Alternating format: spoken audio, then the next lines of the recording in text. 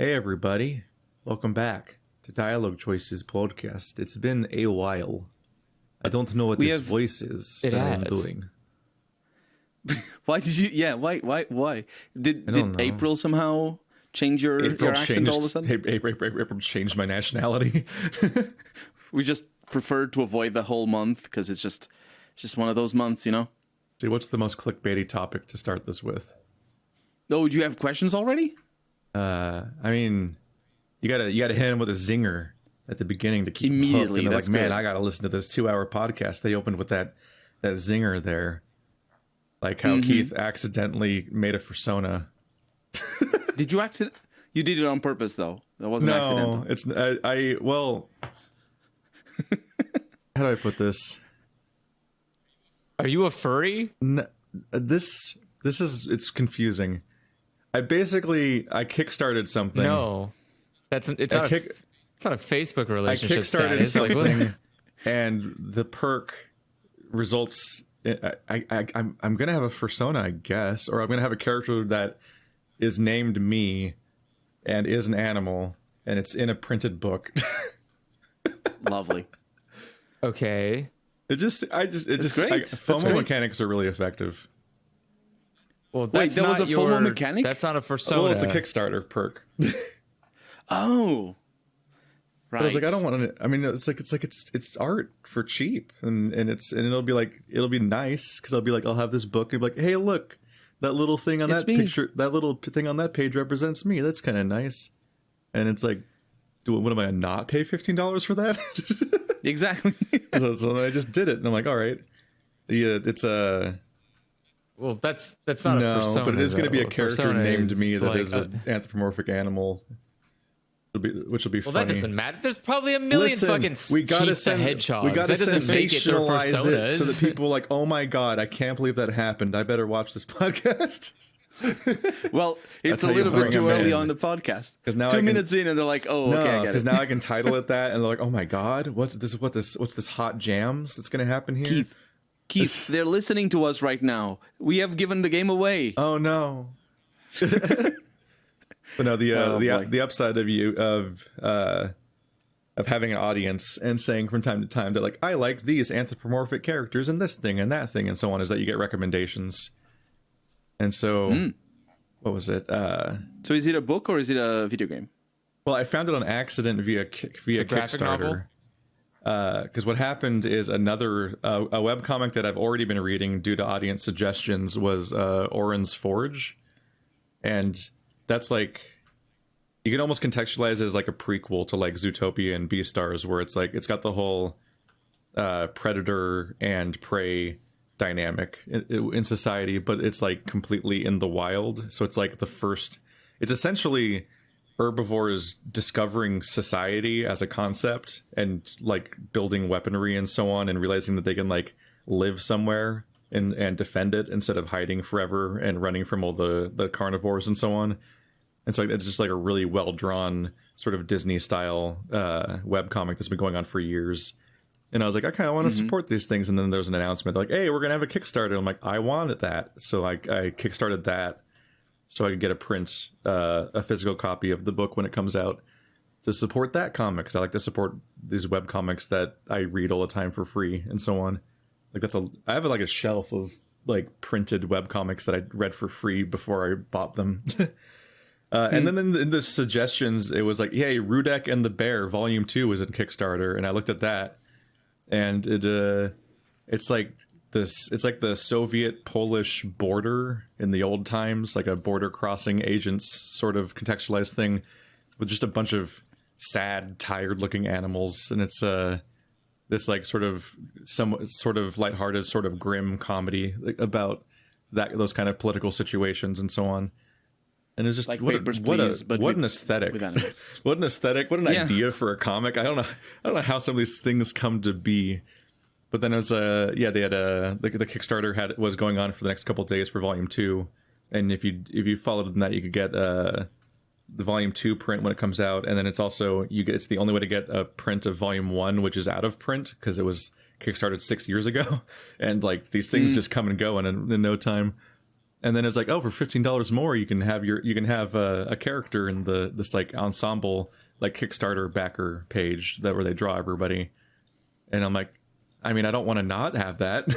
And so now I'm going to have a character. I don't know what they look like.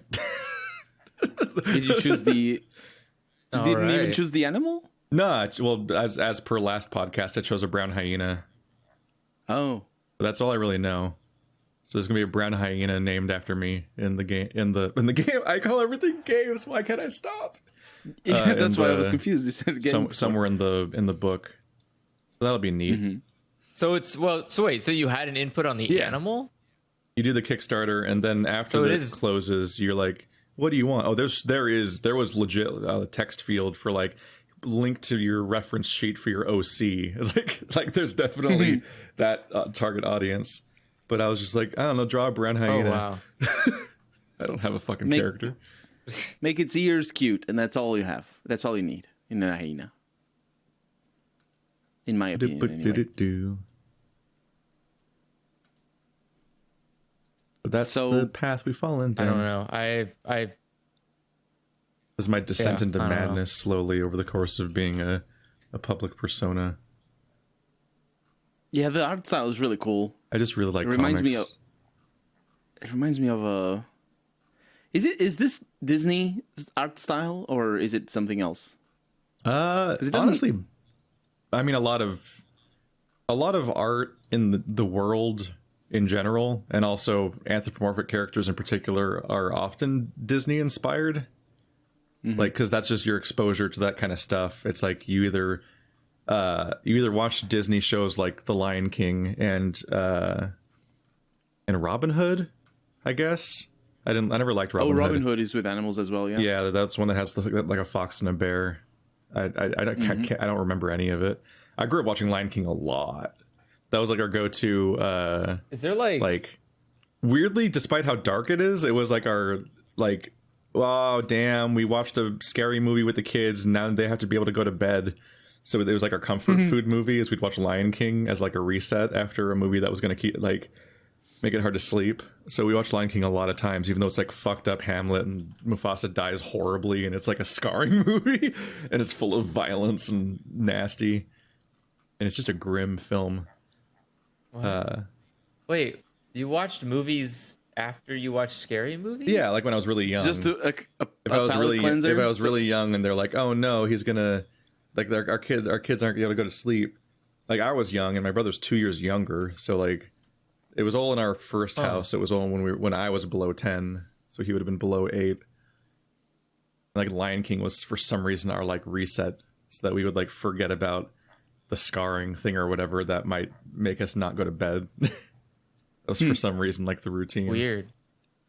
And then you grew up with like Banjo-Kazooie and shit.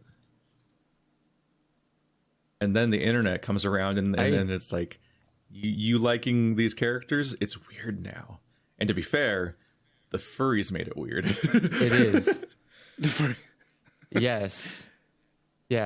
Anthropomorphized animals are not inherently a problem. It's people who find them to be sexually charged. You constantly draw a weird line. And there's also like different levels. Like there's people that like just grow up and they... Like, oh, now adult themes are a part of my life. And also still the animal characters are part of my life. And they like mix the two a bit. But then there's like really confusing, strange things that you just find online sometimes. And you're like, okay, this is a lot. Admittedly, some of it's also stuff that's not like inherently furry. It's like I learned from Yakuza. It's like, oh, diaper people. This is... Oh, a thing people do, huh? Like, there's a mission that involves diaper people in one of the Yakuza games, and you're like, what the fuck? Yeah. I don't. But it often feels like I think they have a name for themselves. I don't want to know. I don't need to know. But it often there's feels probably like names for everything. The fucking furries are like embracing it or spearheading it half the time with some of the weirder shit. Which, I mean... there's probably... Go ahead, I guess. There's probably at least a faction, but right? Jesus Christ. Yeah, I don't know. I have a... It's one of those kind of like... The tree's kind of bad, we have to start over.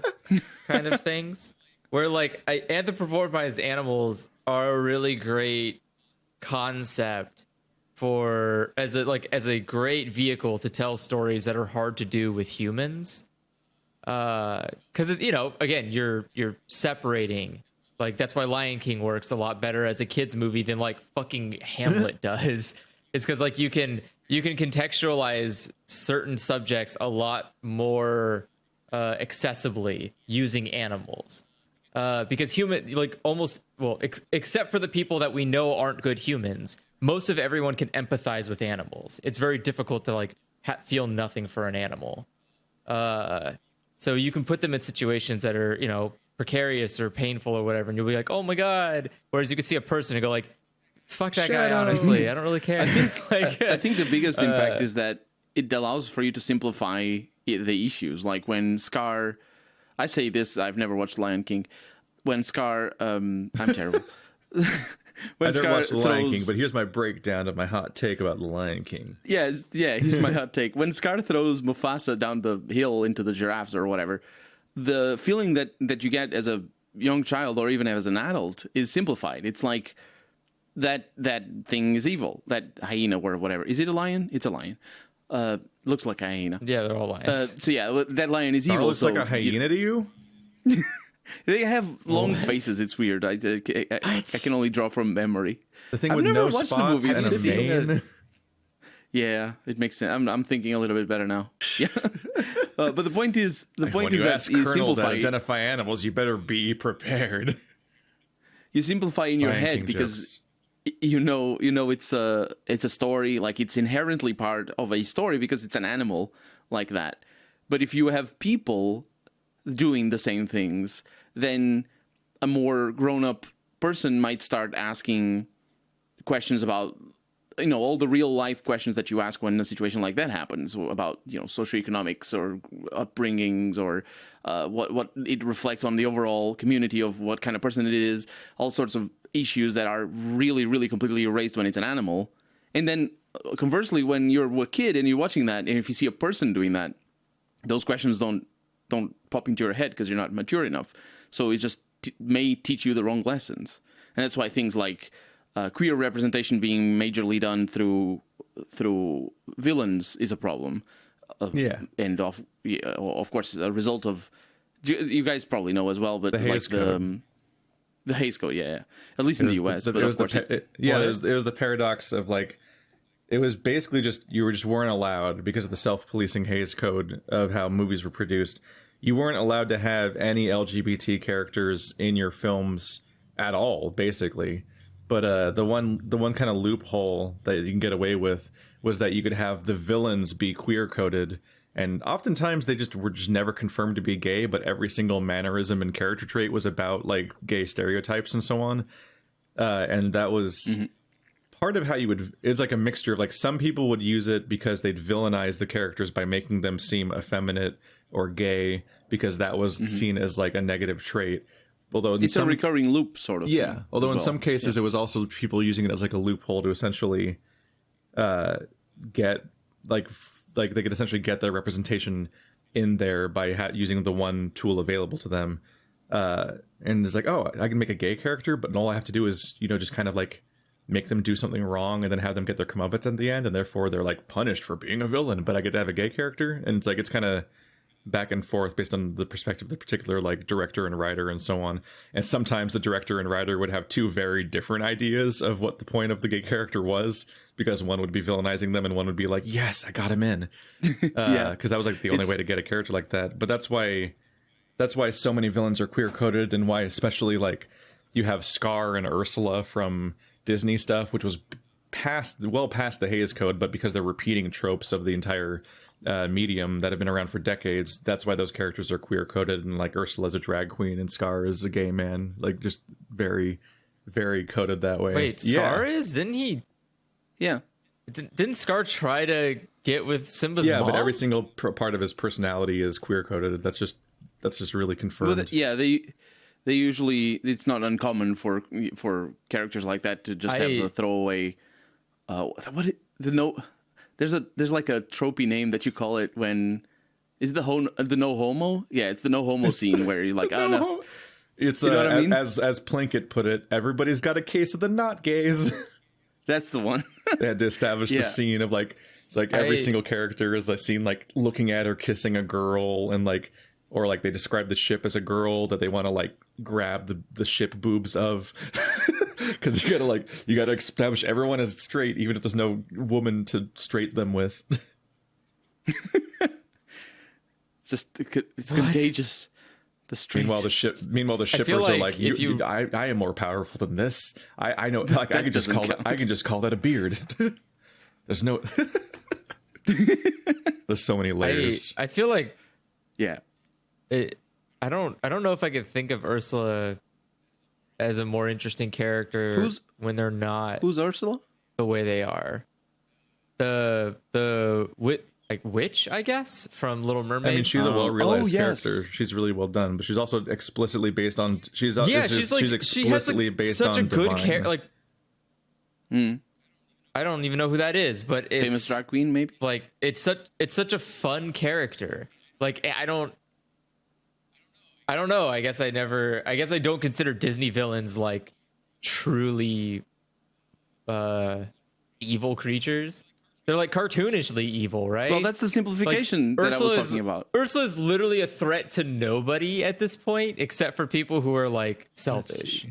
Like, who is Ursula harming? She doesn't actively like attack the fucking mermaid kingdom. She just lives in a fucking cave with 2 eels all day. Like, that's all she does. What happened to that movie? Didn't she like kind of kill temporarily her dad or something?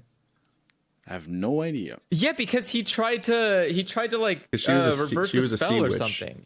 He was something was happening in that. Yeah, but he was willing to sacrifice himself to get his daughter back, and that was the problem.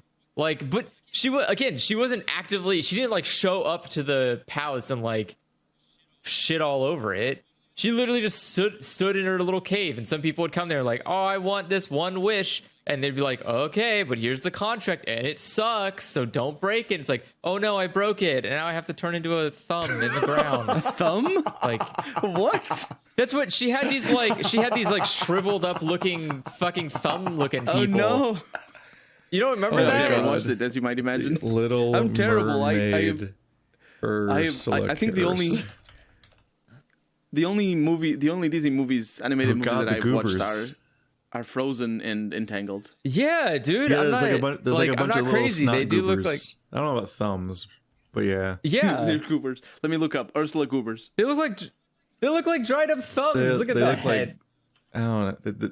They look like what I imagine it looks like when you clean somebody's ear out. I'm not checking ear canal. Don't do that. No. Anyway, they're really gross. This is like the worst. They look that's the they worst look like she's the ever oil done. monster from Ferngully. You haven't found the name for them yet? Because people could look up Scrap podcast is a thing that's coming up. What the fuck? I'm just doing image searches. This thing just came up. It says sperms and conditions may apply, and it just has an image from that. I don't think this is related. What the fuck? Her collection of polyps hang around the main entrance to her lair. I guess they're called polyps. Polyps. Oh, those are ocean things. Gross. Hold on. Let's behavior go to the miserable. Fearful. How do you mean gross? You love the ocean. Those things are. I mean, those things are super gross. They are very gross. But either way, like that's her only threat to this underwater world is people sign shitty contracts with her, which is like, okay, sure, that's literally every lawyer in the planet. Andrew's coming in here with the fucking Ursula did nothing wrong hot takes. Oh, there's a lot of that. I'm not saying she didn't do anything wrong. She did a lot of things wrong. I'm just saying she wasn't like she's not. The most evil creature ever spawned. But there's a lot of that though. Because the thing with the simplification is that a lot of the times, and that's why people sympathize with characters like these, not just because of other issues.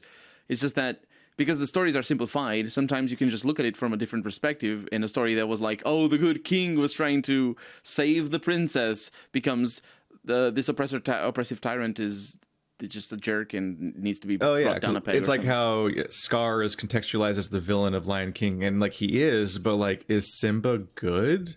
Is the fucking kingdom of weird carnivores that rule over this entire landscape of herbivores and are going to what they're all bowing to someone that's going to like consume them.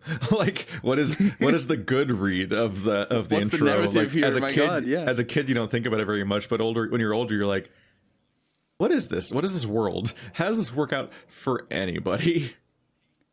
Yeah. That's definitely the case. Maybe that whiplash explains some of the weird fascination with herbivore carnivore like stories that seem to keep happening lately, because of the fact that like all of us grew up with like the same Lion King movie, and we're like, hang on a minute, all those gazelles and elephants, why are they chill? Why are they chill with what's going on here? They're gonna get eaten. What do you mean the price of housing it's just can go down? I think it's just a really easy line to draw. Like one set of people is not going to get the whole fucking movie is about some fucking like birthright dispute. Like who gives a fuck? That's very biological determinism. Inheritance. How relatable. I think there's actually a little bit more than just the birthright. There's like a balancing act.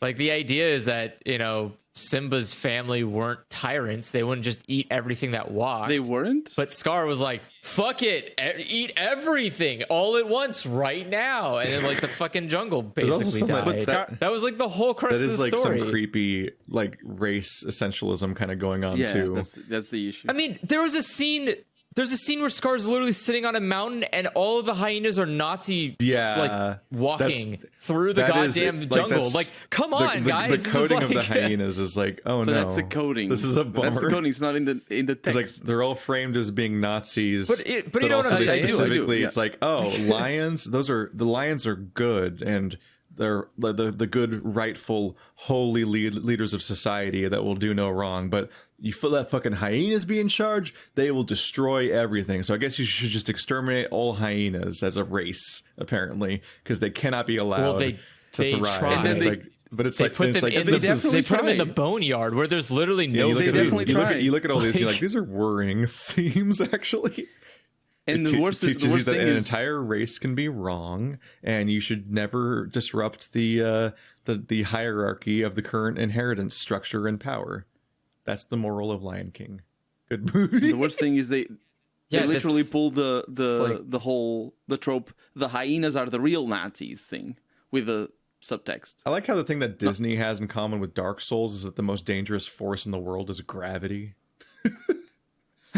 Because like they never, Disney keeps writing narratives where people have to die, but they never want to like stab somebody and slowly watch the life drain from their eyes. It's always like yeet, and like it's like every fucking villain falls off a cliff over and over and over again. Sometimes it's into a fire cliff or just another cliff. Do you remember Snow White? No.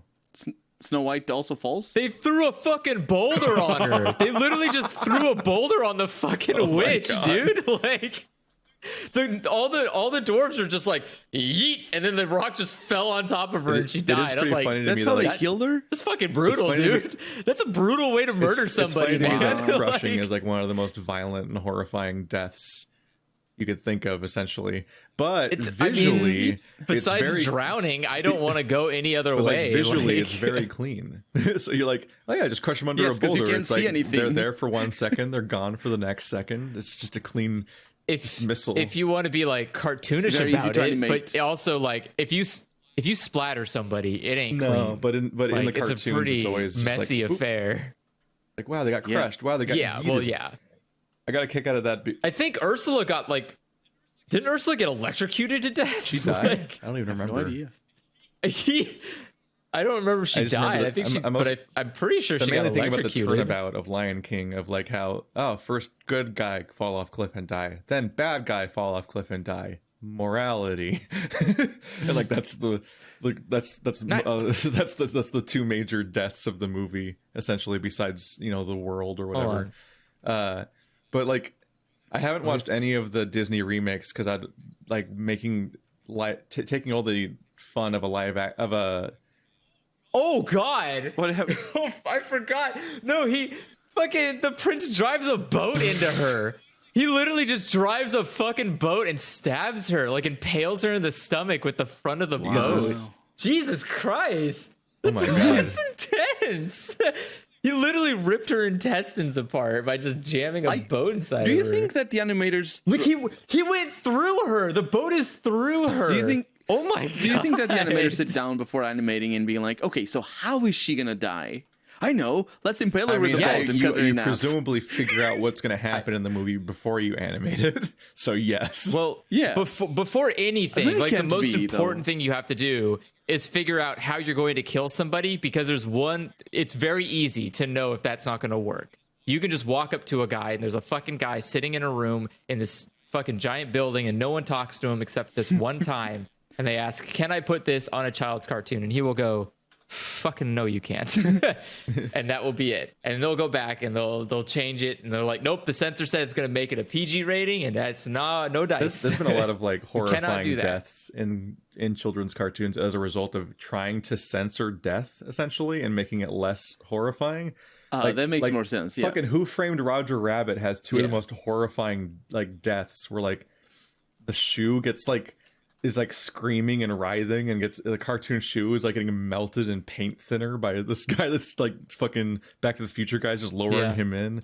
And I think Back to the Future guy gets literally steamrolled, like completely flattened while screaming and writhing under a steamroller. And you're like, oh my God. But I was thinking about the Disney cliffs because I was at my dad's house like a few months ago, and they just randomly had the Lion King no, not Lion King. Jungle Book remake. One of the downsides of making these all live action remakes is that all the animal ones look like the same movie, especially if I've never watched any of them yet because I don't want to. But I was like, oh, there's a bunch of wolves and there's a tiger on this cliff. That can't end well. It's a cliff in a Disney movie. And like seconds later, the fucking tiger just digs in claws deep into the fucking wolf and just yeets him off the cliff and just silently, like that character's just out of the movie. And I'm like, he seemed kind of important. That's like a really traumatically abrupt and brutal fucking death. The camera didn't even like do the Mufasa Scar camera angle of looking down as they slow motion fall, like to be sad for a moment about like the bad thing that's happening. It's just like silently and abruptly just dispatched this like seemingly main character just right off the cliff without even cutting to follow them going off the cliff. And you're like, oh my God, that was cheap. Oh yeah, the Tarzan guy got hung. Oh no! Oh yeah, it was like wasn't it like slightly implied. The Tarzan like, villain because he was like falling and the vines were wrapping around him. Yeah, that and is then like it's like it's thunder and lightning in the background, so it cuts to I've seen that scene. You can't. The camera's following him falling, and then it just falls to the ground, but he doesn't arrive, and then you hear like a. And then it thunderbolts, and you can see him hanging in the background with like the shadow. Like, fuck, dude. As a kid, you probably don't notice it because it's just a fucking quick second and you don't know what suicide is. So you have no concept of what just happened to this guy. But it's like, hardcore. You watch as an adult, you're like, did that guy fucking get hung? Oh my God. Like, that guy's dead. Especially because accidental hangings are like, for kids specifically. I remember being a kid and every time I was playing with But again, as a kid, you're not noticing the sound that you're hearing is the sound of someone's neck snapping. You have no concept of what that means. Yeah. But as an adult, you're like, they probably didn't put a neck snapping in. If anything, it was like the vine tension or something. Like vine noises. Well, yeah, but that's the that's supposed to be the sound of like that'd the be neck like a step too far. I think would be actually including like a neck snap in your children's movie. No, I'm saying that's used as the sound of neck snapping is the sound of of rope snapping. They put the sound of neck snapping. They just didn't do a very good job of making it realistic. Basically. Yeah, I'm saying that they put the sound of vines like snapping tight. But I'm saying that is also that's the folly for making the sound of a neck snap is using rope and snapping it. That's so it's like it's a double. Like it's like a twist. Like they're not putting the sound of someone's neck snapping. They're putting the sound of the vine snapping, which happens to also be used like the sound of, as a common replacement for the sound of neck snapping. Like the sound of swords clashing is just some pens in a thing. because your neck doesn't snap like bones. It's No, like, no, there is one bone that breaks when hanging occurs. There's one specific bone that breaks, and it's not all the time, but most of the time, and it's usually used to see if somebody was indeed hanged or hung. Wait, which one is it? Hung is for the balls. Hanged is for the neck. Right. It's a good way to I know remember English. I'm good. Hug is for the balls. I don't think it refers to the balls. No. Almost. Oh no, it's for the other neck. Then but... it's both necks. Then, okay. So so hanged. When somebody is hanged, 90% of the time there's one bone. Wow, you're hanged like a horse. Yeah. I knew I wasn't saying it right. I thought it was for the balls. I'm sorry. No, it's not the balls, but it's close to the balls. Yes, I understand. I understand the logistics of it. Usually, it's usually not a like when I talk about dudes, it's usually not a balls measuring contest. I've never used this verbiage in common conversation. They would need much more sophisticated measuring units and techniques. No, you don't. Just do a squat. I just mean like that's like more confusing shape to have to measure to get like any kind of conclusive thing out of like what the fuck measuring balls. Lowest the topics point. we've gotten today. Did I say striped hyena or brown hyena earlier? You said brown hyena. Okay. It's a brown hyena. I keep mixing them up. I was like slightly like, did I say striped hyena because they have stripes on accident again? Anyway, they don't have stripes. The point I was trying to make. Brown hyenas have stripes, but striped hyenas are all stripes. But I meant brown hyena. Oh, yeah. The point I was trying to make is that Disney movies using animals makes sense. It's a good use. You get almost entirely examples of humans dying horribly. I did. For context, in Hunchback, the main villain dies by falling off a ledge too. So it is a trope enough. That said, in Hunchback's the horrifying one. That's one of the darkest Disney movies, but also has like the guy falling screaming into like a flame vortex. Which like he basically falls. Which like he was hell. one of the more distressing villains too. You're like, this guy's a fucking creep. Yeah, a little bit too close to home. He's like just human. He's just a normal human makes it guy. bad. Like that's the problem. That's what makes it bad when you go and watch Alien. Yeah, you don't be like, this thing. But the problem, I don't like that there's this huge cancerous tumor attached to anthropomorphic animals. I think that is just like all the sexual stuff. I think because it's like it is. I don't know. It's actually kind of crazy how old the animal stuff is, like societally. You have like the Aesop's fables and so on. And, like these are like they're all animals behaving with agency and dialogue and teaching lessons and so on. And there's like some other one. There was a what was it? Because Stephanie was talking about how they're replacing Splash Mountain to be Princess and the Frog because, and I didn't know this for a long time, but Splash Mountain is based on Song of the South.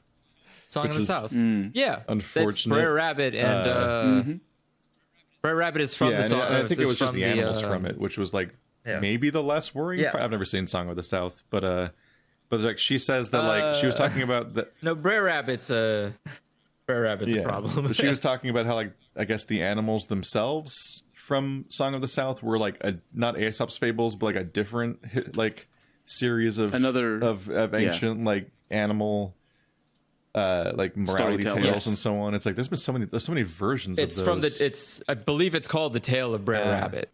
Like that, I believe that's the source. It's such like it's a completely different story, which is why to represent your stories this way. And so that's what the Splash Mountain is more closely tied to that story than it is Song of the South, for very obvious reasons, because that's the one they don't talk about. Splash Mountain was made way after Song of the South came out and was a problem for people. I was kind of amazed I got a great idea for how long I would hear about like the Zippity Doo-Dah song and Splash Mountain as concepts, and just I probably encountered them dozens, if not hundreds of times without any mention that they had anything to do with Song of the South. And so I just Zippity Doo-Dah is... I just thought they existed. Song of the South? Yeah. Yes. He sings it with the bird. That's like the famous use of that song. I think I've seen... Yeah, it's I think I've seen something that about movie, and it's like, oh, I didn't know that forever. I've seen Song of the South. God, I grew up with it. Jeez. Like, I watched it multiple times because it was great. Like, the little animals, they're all having a story and stuff. You like, as a kid, you don't care about the context of, like, the guy being a slave. Like, that's, I didn't even know what that, like, I had no idea that was happening. Yeah, that's the same thing. All my childhood brain ingested was the animals. That's definitely part of the problem. Well, yeah, but I'm saying, like, but it's same thing like with the if you strip... Go ahead, sorry. If you take the movie, you cut out all of the live action portions and you go like, oh, these are all problematic. You chop it all up and you kind of fill in the blanks with more animal stuff. You'd have a fine movie. I wonder how many of the animal parts are worrying too. Yeah. The story of Brer Rabbit is a worrying story. It's not like, it's not great. It's a story about a really shitty person doing really shitty things to people who don't deserve to be treated really shitty. And like, it rewards him for it until it doesn't. And then again, at the end of the story, it's like he basically just dies. Like, like Brer Rabbit just dies because he's a shitty person and no one goes to help him. I wonder when I with some of these old media things, I kind of wonder like if which racism things are going to be like are going to feel relevant or like, I don't know, impactful versus which ones are like confusing. Because like there's like a certain brand of old racism where you're like, I'm confused. I need somebody to explain to me what's going on here because what the fuck? Like, what being able to identify it is difficult if you're not the victim of racism in that way. Like things, like even simple things like the. Like I was just thinking that like David J. Bradley made a video recently about the Marx Brothers, right? That's the people. If I remember correctly. Marx Brothers. Yes, those are real people. Okay, that's where like Groucho is from, which is the famous like the Groucho glasses, where people have this like disguise glasses, where it's glasses and a big nose and a mustache. Yeah. That was the Marx Brothers, and like of all things, they had this just incredibly strange thing where I think across multiple movies they had a running gag that was. It was weirdly racist, but also in a confusing way where it's like one of them was a musician, I think, and he'd like hop into some like minority community and play the flute or whatever, and everyone would be enraptured with them, and he'd instantly become like this like deity like figure to their entire society because he like played a few notes on a flute or something. And I'm like, I don't understand what's happening in this. I know something's wrong here, but I'm like, I don't even know the motivation here. I don't know why it was supposed to be funny in context, but I also don't know. It's also such a bizarre form of racism that I can't fully understand what I'm even looking at right now, because it's not like any of the tropes that have persisted. It's just a really, you're just looking at it and you're like, I don't know why have you done this to me? Why have you put this in front of me? Yeah. I don't know how to process what's happening. Yeah, I think that's where it's really, really an indictment of whoever came up with that, because if it doesn't serve the purpose of being funny or telling a story, then it's just saying hi to other racist people who like that. It's like it's when it's really obvious. But if it's such an obscure form of racism, well, I mean, like today it's an obscure form of serving at that point. You're just creating a weird nugget of like I don't think it was obscure at the time. I think it was the kind of thing where like it was just kind of like a trope being repeated uncritically at the time, and like, but like why and how did this happen? And like that's the really confusing part, because it's like it's one of those things that were through a modern lens. It's completely incomprehensible what was happening. Yeah. Like, am I supposed to think that black people are like snakes? Like that one recurring cartoon trope where somebody would play a flute at a vase and a snake rises out because it has magic hold over them? Like, is that what this is it that but with black? Is that what they're Isn't going that Middle for? Eastern? Well, that's Isn't what I that mean. also Is that a like racist is it like stereotype? are we supposed to like is there like a weird outdated form of racism where people thought just a flute would just like tame them? Like what the fuck is this? Well, but remember, there's also the Pied Piper. That's like a thing. Wasn't he like a child napper or something? I don't remember the Pied Piper. Yeah, Child napper, like a kid. Yeah, the Pied Piper flute, would play and then a he flute, and the slender flute man's would a bunch cause of children people away and to. they'll die or something. Oh, Yeah. Yes. so not good. So like it could just be that. I don't know. It I mean, if if somebody mentions like an old story character and you don't know what it is, you can usually just guess that it's a child predator. That's like most like historical stories, because like step one of making story for in this kind of format is as a morality tale is like you're just trying to make your kids not get eaten or taken or go off cliffs or whatever. Like you're just desperately trying to come up with metaphors for your kids to not die. Disney does definitely a very good job trying to not get the kids to go off cliffs.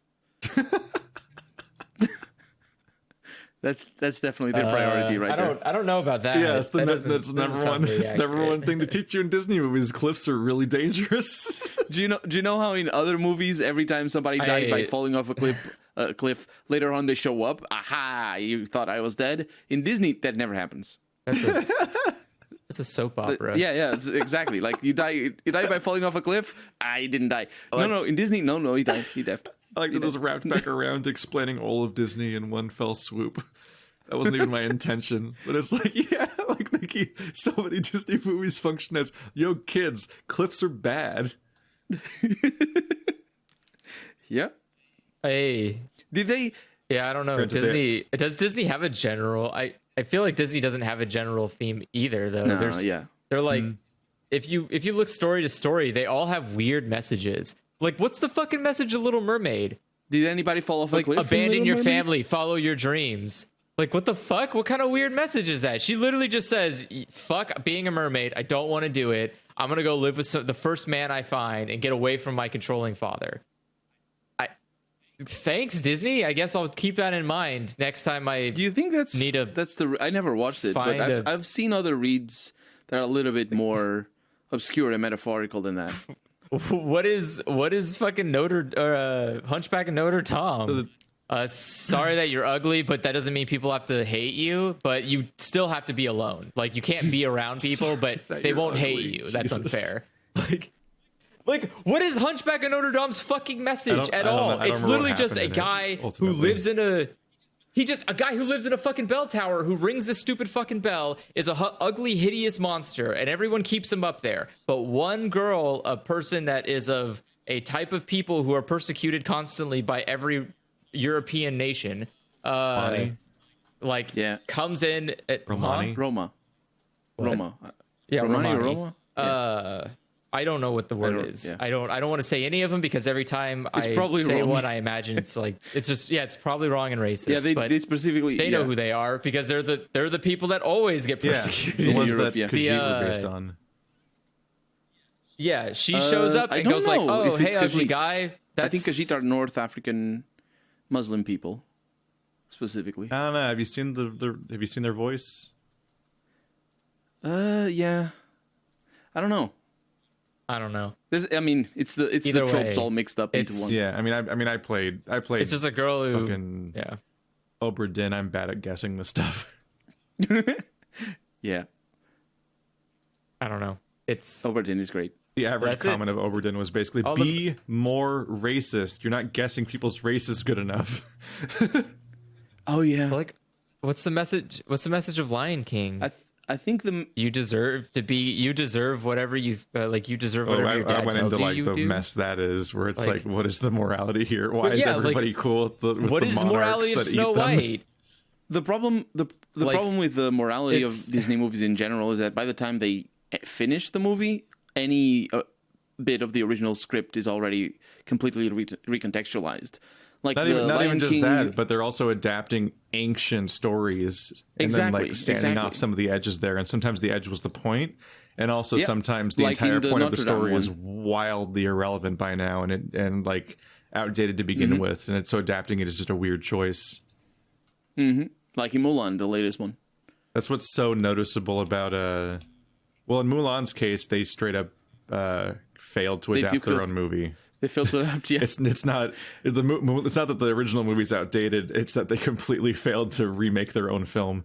But like, that's what's so noticeable about a movie like Zootopia is that suddenly you're like, oh, suddenly Disney's movie is making like a new film that's actually modern, and it does have morals and a point and metaphor that it actually is relevant to society, instead of just being like the 17th regurgitation of the same story, getting more unrecognizable every time until you don't even know what goes on anymore.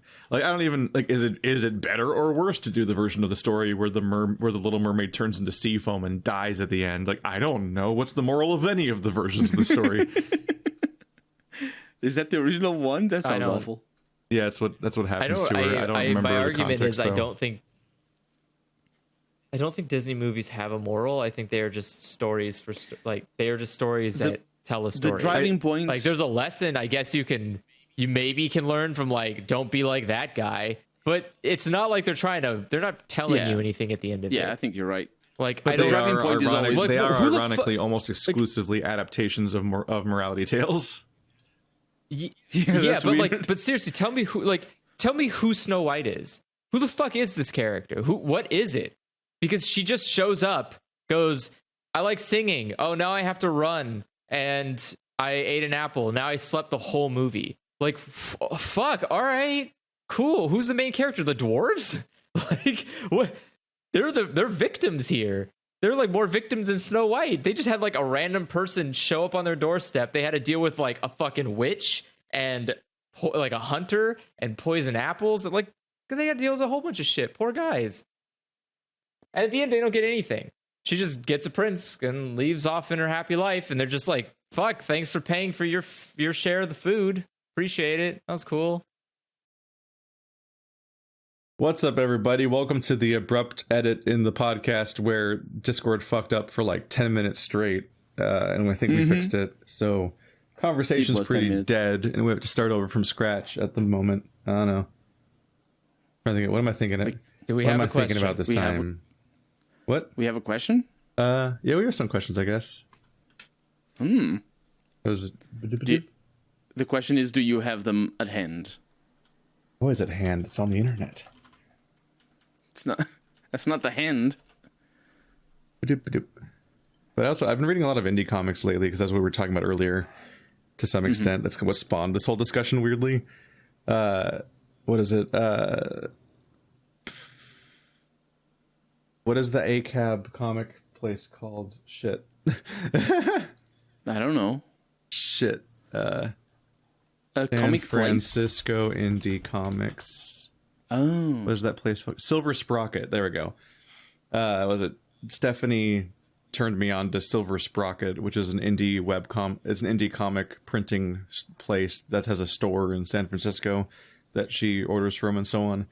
And it's especially indie. Like, they sell like pamphlet comics, basically, that are like 20 pages of just like paper folded and stapled in the middle, and it's like they're like 10 inches.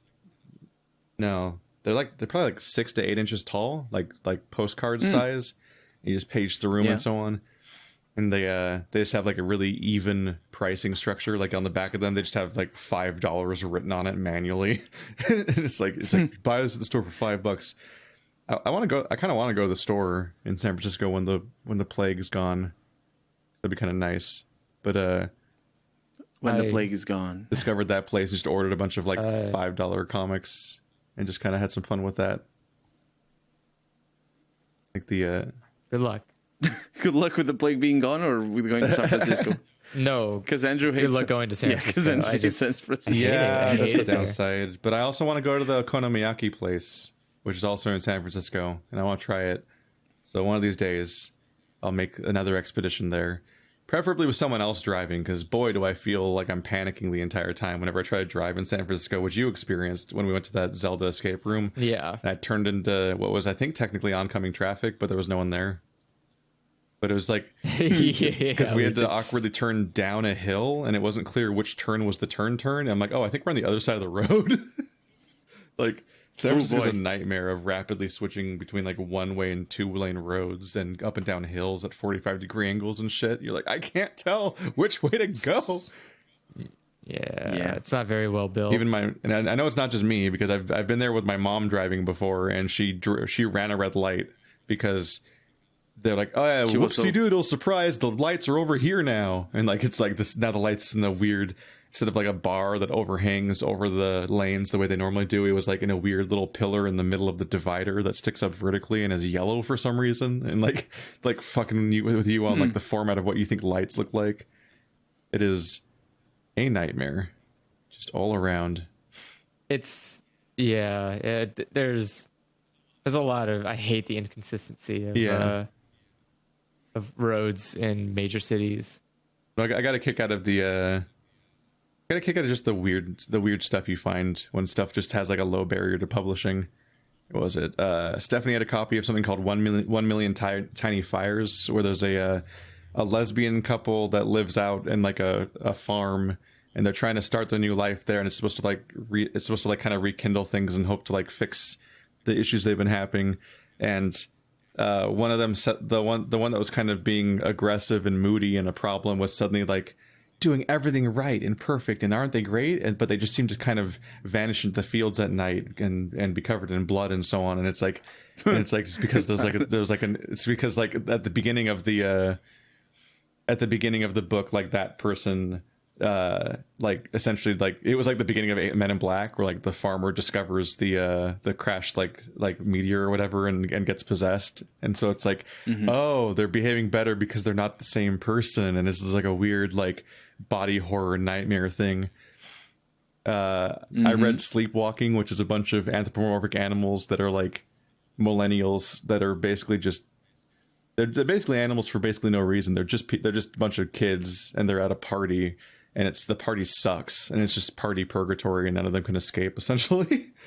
What is it? Stephanie got Lorna, which is it has a similar like horror comedy vibe that some of the Junji Ito stories have, where it follows this mischievous, violent girl, and the story like is sillier but also darker than expected from moment to moment, and you're like, oh, okay, someone's just dead now. But it definitely feels like improvising and just going just like each volume is just like feels like it was just iterated on from the previous one, just kind of on a whim and all that. I got the I think I got the 3 existing.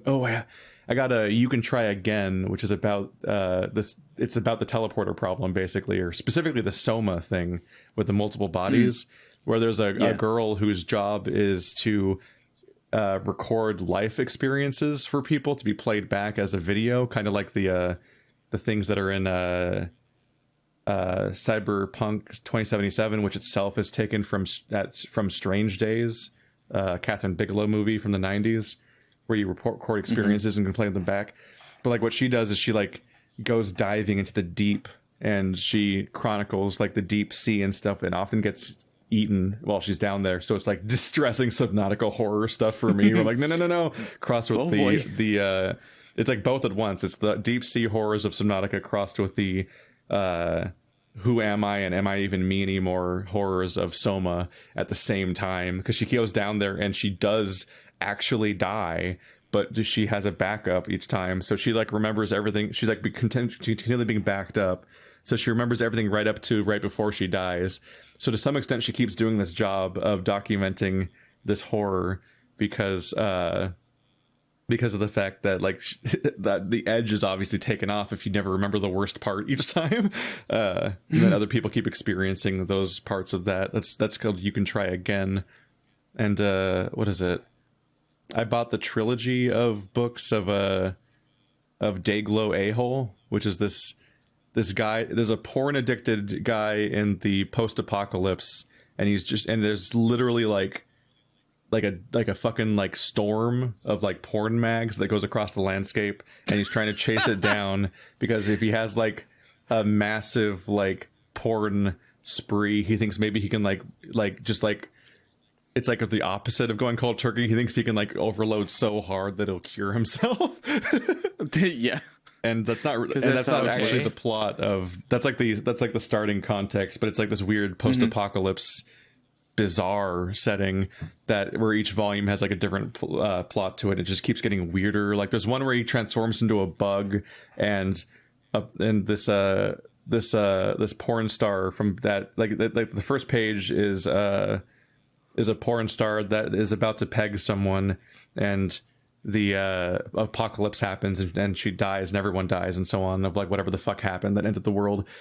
And for some reason in this chapter the protagonist turns into a cockroach, and then out of a gaping wound in his body, his guts, like gooey gut stuff, come out and congeal into somehow a reincarnation of that porn star. And she's like really wholesome and supportive, but then she ultimately decides that he's not savable, and he's just got too many complexes and problems, and she abandons him even though she was grown out of him.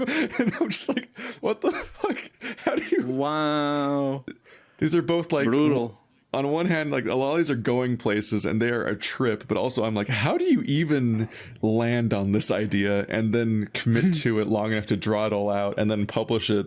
And I'm happy you did, but also what is this? But on the somewhat more established indie comics scene, I just finished Thirsty Mermaids and Softies, which I tweeted about. If you want to see preview pictures on my Twitter, I was recommending those because like those are both really nice. They're both like 200-page things and not instead of like little pamphlets, but really good art and just nice heartfelt character interactions and all that. Softies is about a 13-year-old girl who is the last remaining human because Earth just explodes. It's just gone. Right. And she's the one person left. She was in a convenient blast-proof terrarium and then gets abducted by aliens and then just kind of goes from planet to planet experiencing what alien stuff is while seemingly not really being bothered by the fact that her Earth exploded, but maybe that's not entirely true. And it's just a really good, just really good comedy and character writing, and just like a really fun cast of characters that is like, you have like some regulars that are like the crew that she joins, and then some that are like the ensemble of each individual like planet that each chapter takes place in. And you just have fun rotating with all these different characterizations and scenarios. And then it has a gut punch coming. And then Thirsty Mermaids is 3 mermaids who are thirsty, and that they would salvage old booze from like shipwrecks, and they want more, but they keep like losing it. They're like, I have an idea. We'll use magic to become humans. So this actually goes back to the Little Mermaid discussion from earlier, because it's essentially like it's like a different take on some of the Little Mermaid idea. But these three mermaids become humans, and so you have a lot of the fun like fish out of water comedy because they don't understand human society. Like there's literally a page where it says like, and then she explained capitalism to them, and they're like, what? That's horrible. And they're like trying to get them to understand that they need to get jobs while they're stuck here and so on. But there's like 3 really fun characters amongst the mermaids, and also it has an emotional gut punch coming. They both have a lot of emotional sincerity and in a few devastating scenes, but also are both really funny, wacky adventures that are just fun to look at art wise too. And I'm like, this is good. I'm continuing to be an avid comic collector that doesn't care about superheroes, and it turns out there's so much that you just have to look a little harder because it's not being pushed that hard. When you're not constrained by the thought or the worry about whether things sell or whatever, or if they appease the wills of the publisher, it's just so much better stuff happens. I follow a bunch of comic creators on Twitter. Oh, yeah. And usually I basically go on a binge every once in a while. I find, I want to see what this person is up to. And then I go to their website and it's like, oh, look at all these pages. Yeah, I can't name a single one of them, though. Was a gamble, which I often take. But I knew Mermaids was going to be good because I already read their previous book, Snapdragon, which was also fantastic. That was about a little girl that finds a witch in the woods, and they're like, please teach me taxidermy and stuff. I had to recommend it to. I had a page where I'm like, this is perfect, Stephanie, you need to read this, because there's this whole page where like it shows the main character as a little girl like wanting to rent like a book on like taxidermy and animal bones and stuff like that, and the librarian was like, oh, wouldn't you like a nice little book for little girls? And then the mom is the one doing the transaction, and she like looks back and forth between the two of them and kind of grimaces and is like, she'll be taking the book. Like it's like this nice supportive like, no, you don't get to like decide that she has to like follow through the stereotypes and so on. It's like she cares about bones, this is her interests, and we're going to support this. And it's like, oh, this is wholesome and nice. Yeah that sort of stuff is really important, I think, for all people, because on the one hand there's the kids growing up that might see that, and that's very important. Yeah. But then there's the parents that see that as well. I think the journey of obviously I don't speak from experience, but I think the journey from what I understand, it's about it's all new when you're teaching a kid. So it's a reference point is also very important, I think. Yeah. For how to, and Softies, Thirsty Mermaids, and Snapdragon are also all just sprinkled with like LGBT characters and elements. And like every now and then it's important to the plot, but a lot of it is just like, sometimes characters are gay. And that's like, and it's not like another, like, I guess Last of Us 2 situation where it's like, this character is trans and they will be tortured for their transness and so on. And it's like, there's that whole complicated conversation of like, it's like a lot of people think that character was good representation for a trans character, but also they're exhausted by every trans character being tortured for being trans in every story, where it's like it comes like the thought process comes from a good intentioned place, but it's just exhausting because it's like having every movie with black people be about the suffering of black people, and it's like that discussion has a place, but also like you want to have hope and just feel just normal too, and like that's always a welcome thing. In fact, as a fun little moment, there's I think in both Softies and Thirsty Mermaids, there's a moment where it's they kind of just like how do you put it, like it's not like a grand reveal so much as like there's like a line of dialogue in both of them where when you read into it you're like, oh, hang on a minute, that character's trans, oh hey. And like, that's neat. And it's not like they're not like making like an announcement about it, because that's not what the story is about. And like, that's not what the characters, like, that's not even what the conversation is about necessarily. But you have the one moment of like, oh, that character named themselves. And they even said like, when I put the dots together. Yeah. Like you literally have the line, like, when I realized I was a dude, and it's like, oh, that's why they're named that. 'Cause they literally named themselves, because it's like a slightly out there name. And you're like, oh, okay. And there's a character, just neat moments like that. There's not a whole lot of characters like that in games that I've played, but I remember Sunless Skies. There's a couple of characters like that. There's one in specific that is like that, where he's just talking about his binder all of a sudden. And if you like, binder is such a specific term. Oh yeah, like the number of people who played Dream Daddy and didn't know that binder bod referred to like them being trans men using binders. Yeah. Because it can mean other things, on anything that binds, I suppose. But in the context, it was, for somebody who knows what it is, it was easy to tell. And it's just a little detail. Yeah. And or there's another character, but I forget. Dragon Age Inquisition. Not Harding. Harding was the dwarf, I think. Iron Bull's like first officer is a trans character, I think. If I remember correctly.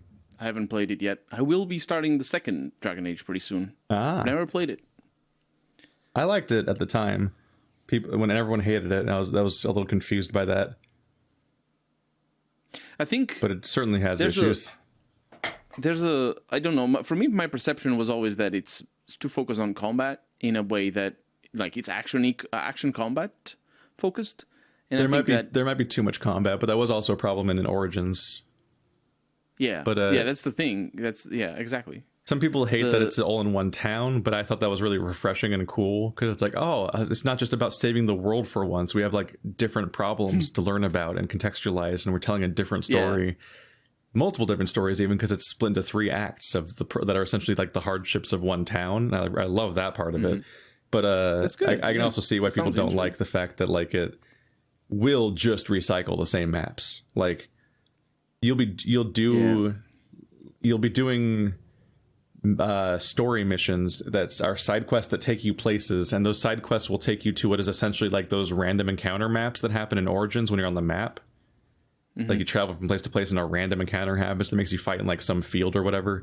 Like you will explore like the same cave and the same mansion like 5 times because they just have you run through it forward and backwards like Destiny DLC.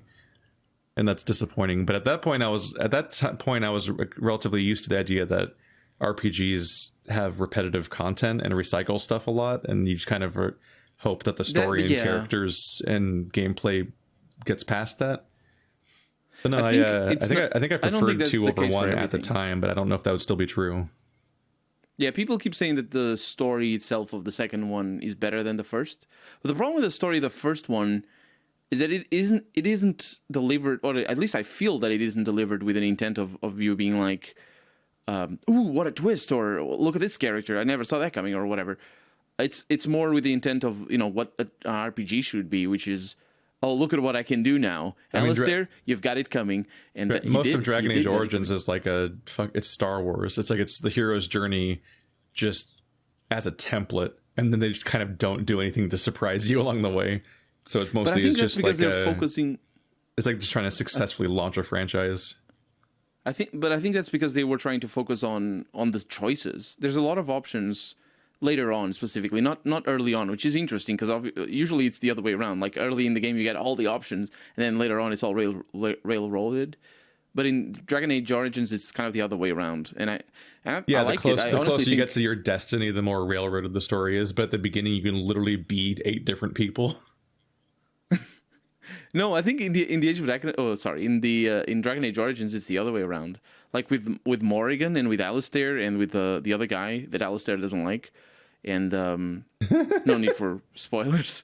And then after the whole thing, it feels like there's so many options later on that change the game completely. Whereas early on, it's just side quests.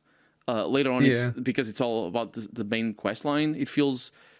Honestly, I thought is so cool and ambitious though that Origins opens with like 8 different 1 hour intros that completely they're not massively deep with content, but all of them are tied to either locations or major story elements that are going to matter in the main campaign, and that's going to make that location feel especially relevant to you and more personal, and that'll recontextualize your choices there, both because it's directly tied to you and because you know more about that kind of place and there's more weight to it. I thought it was a brilliant game, and honestly, it's my favorite BioWare game of all that I've played so far. And I've only played the second Mass Effect and the first. Yeah. The first Mass Effect's my favorite BioWare game. I thought on a second playthrough, because I played it once or twice when it came out. I think I might have only played it once. I don't remember. I think I've played it like 5 times. And on a recent playthrough, I feel the story. I think that they don't understand the role of some of their. I wish it was a little bit more Star Trek than it is Star Wars, in the sense of the understanding of the political nature of the game, because it doesn't have any understanding of that. It's so surface level on the Taurians, for example, and their relationship with the Geth, and is it the Taurians and the Geth, or which one is? It's the Quarians. Which one is the Quarians? That's the one. The Turians have history with humans because that was the first contact war. Yeah. Oh, that one is also a pile of traps. Pile of spikes. You know what I mean? So it's tricky. I just love the density of like when you first get to the Citadel. Yeah, that's amazing. And you just get lost in it. But also like there's so much context, and you walk over into the lounge and you just meet like the Elcor and the God, what is it called? The Volus and the Elcor, and why they're both just like the grudge they have against you, and like the Volus is just being a little shit to you, and the Elcor is like trying to mediate and be like, condescending dismissal, and he's like, and you're getting this great fully fleshed out world that's like, it's like it it's might great. Not, it's not like Disco Elysium levels of like perfectly thought out and great, but it's like it's so good for RPGs and sci-fi video games in general, of like having all these different relationships between different groups and just seeing how thought out and cohesive the world around you is. And like that's really it still is like the gold standard in many ways compared when I go on to play a game like Elex or Wasteland 3, and you get to like, okay, here we go, go to an area, we're going to go to an area, and like here's your new faction, and here's like how these different people interact, and like how much meat is there, and how much is that going to color the context of each quest I do here, and how much is this going to feel like it has larger ramifications throughout the world around me, and so on. And it's like, like you have gut punches when you go to Vermeer and you're like, hey, that thing about the fucking genophage, it's coming up now hard. And it's like sudden, like the way that your understanding of the world around you and the lore that's building up, and the fact that individual characters you care about are tied to each part of the lore that you've learned is just so well. It's just great storytelling. It's a great way to do. It's one of the best ways to do an RPG, basically. I think. Did you ever play the Argonauts? No.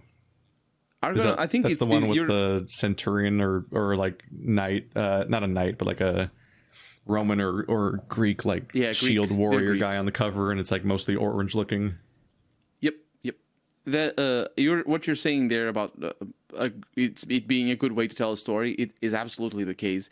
Argonauts basically copies all of the storytelling devices that Mass Effect has, and it also copies the interface a little and the basic structure of the game. Is that Rise of the Argonauts? Rise of the Argonauts, yeah. Sorry, so some of these games just exist as a fucking like box cover in my mind for decades, but rent free with no context.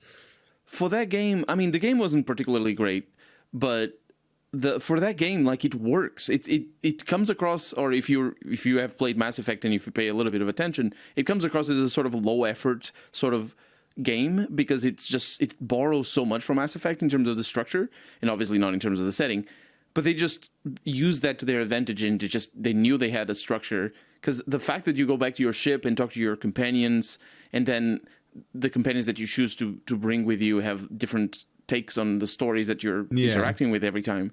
That's fantastic. I wish more games kept being like that. You are mismanaging your party if you make a game, an RPG game with a party, and that party doesn't have like different perspectives on the world from all of each other, where every single one of them has to be unique from both yourself and each other, and also they all have like different reactions and takes on each thing you're doing throughout the game, and friction with what you're doing, and even friction with each other. I think that's the biggest that's the only failing. No, not the only failing, but the biggest failing of Obsidian is that they never managed to do that, even though they're so close every time.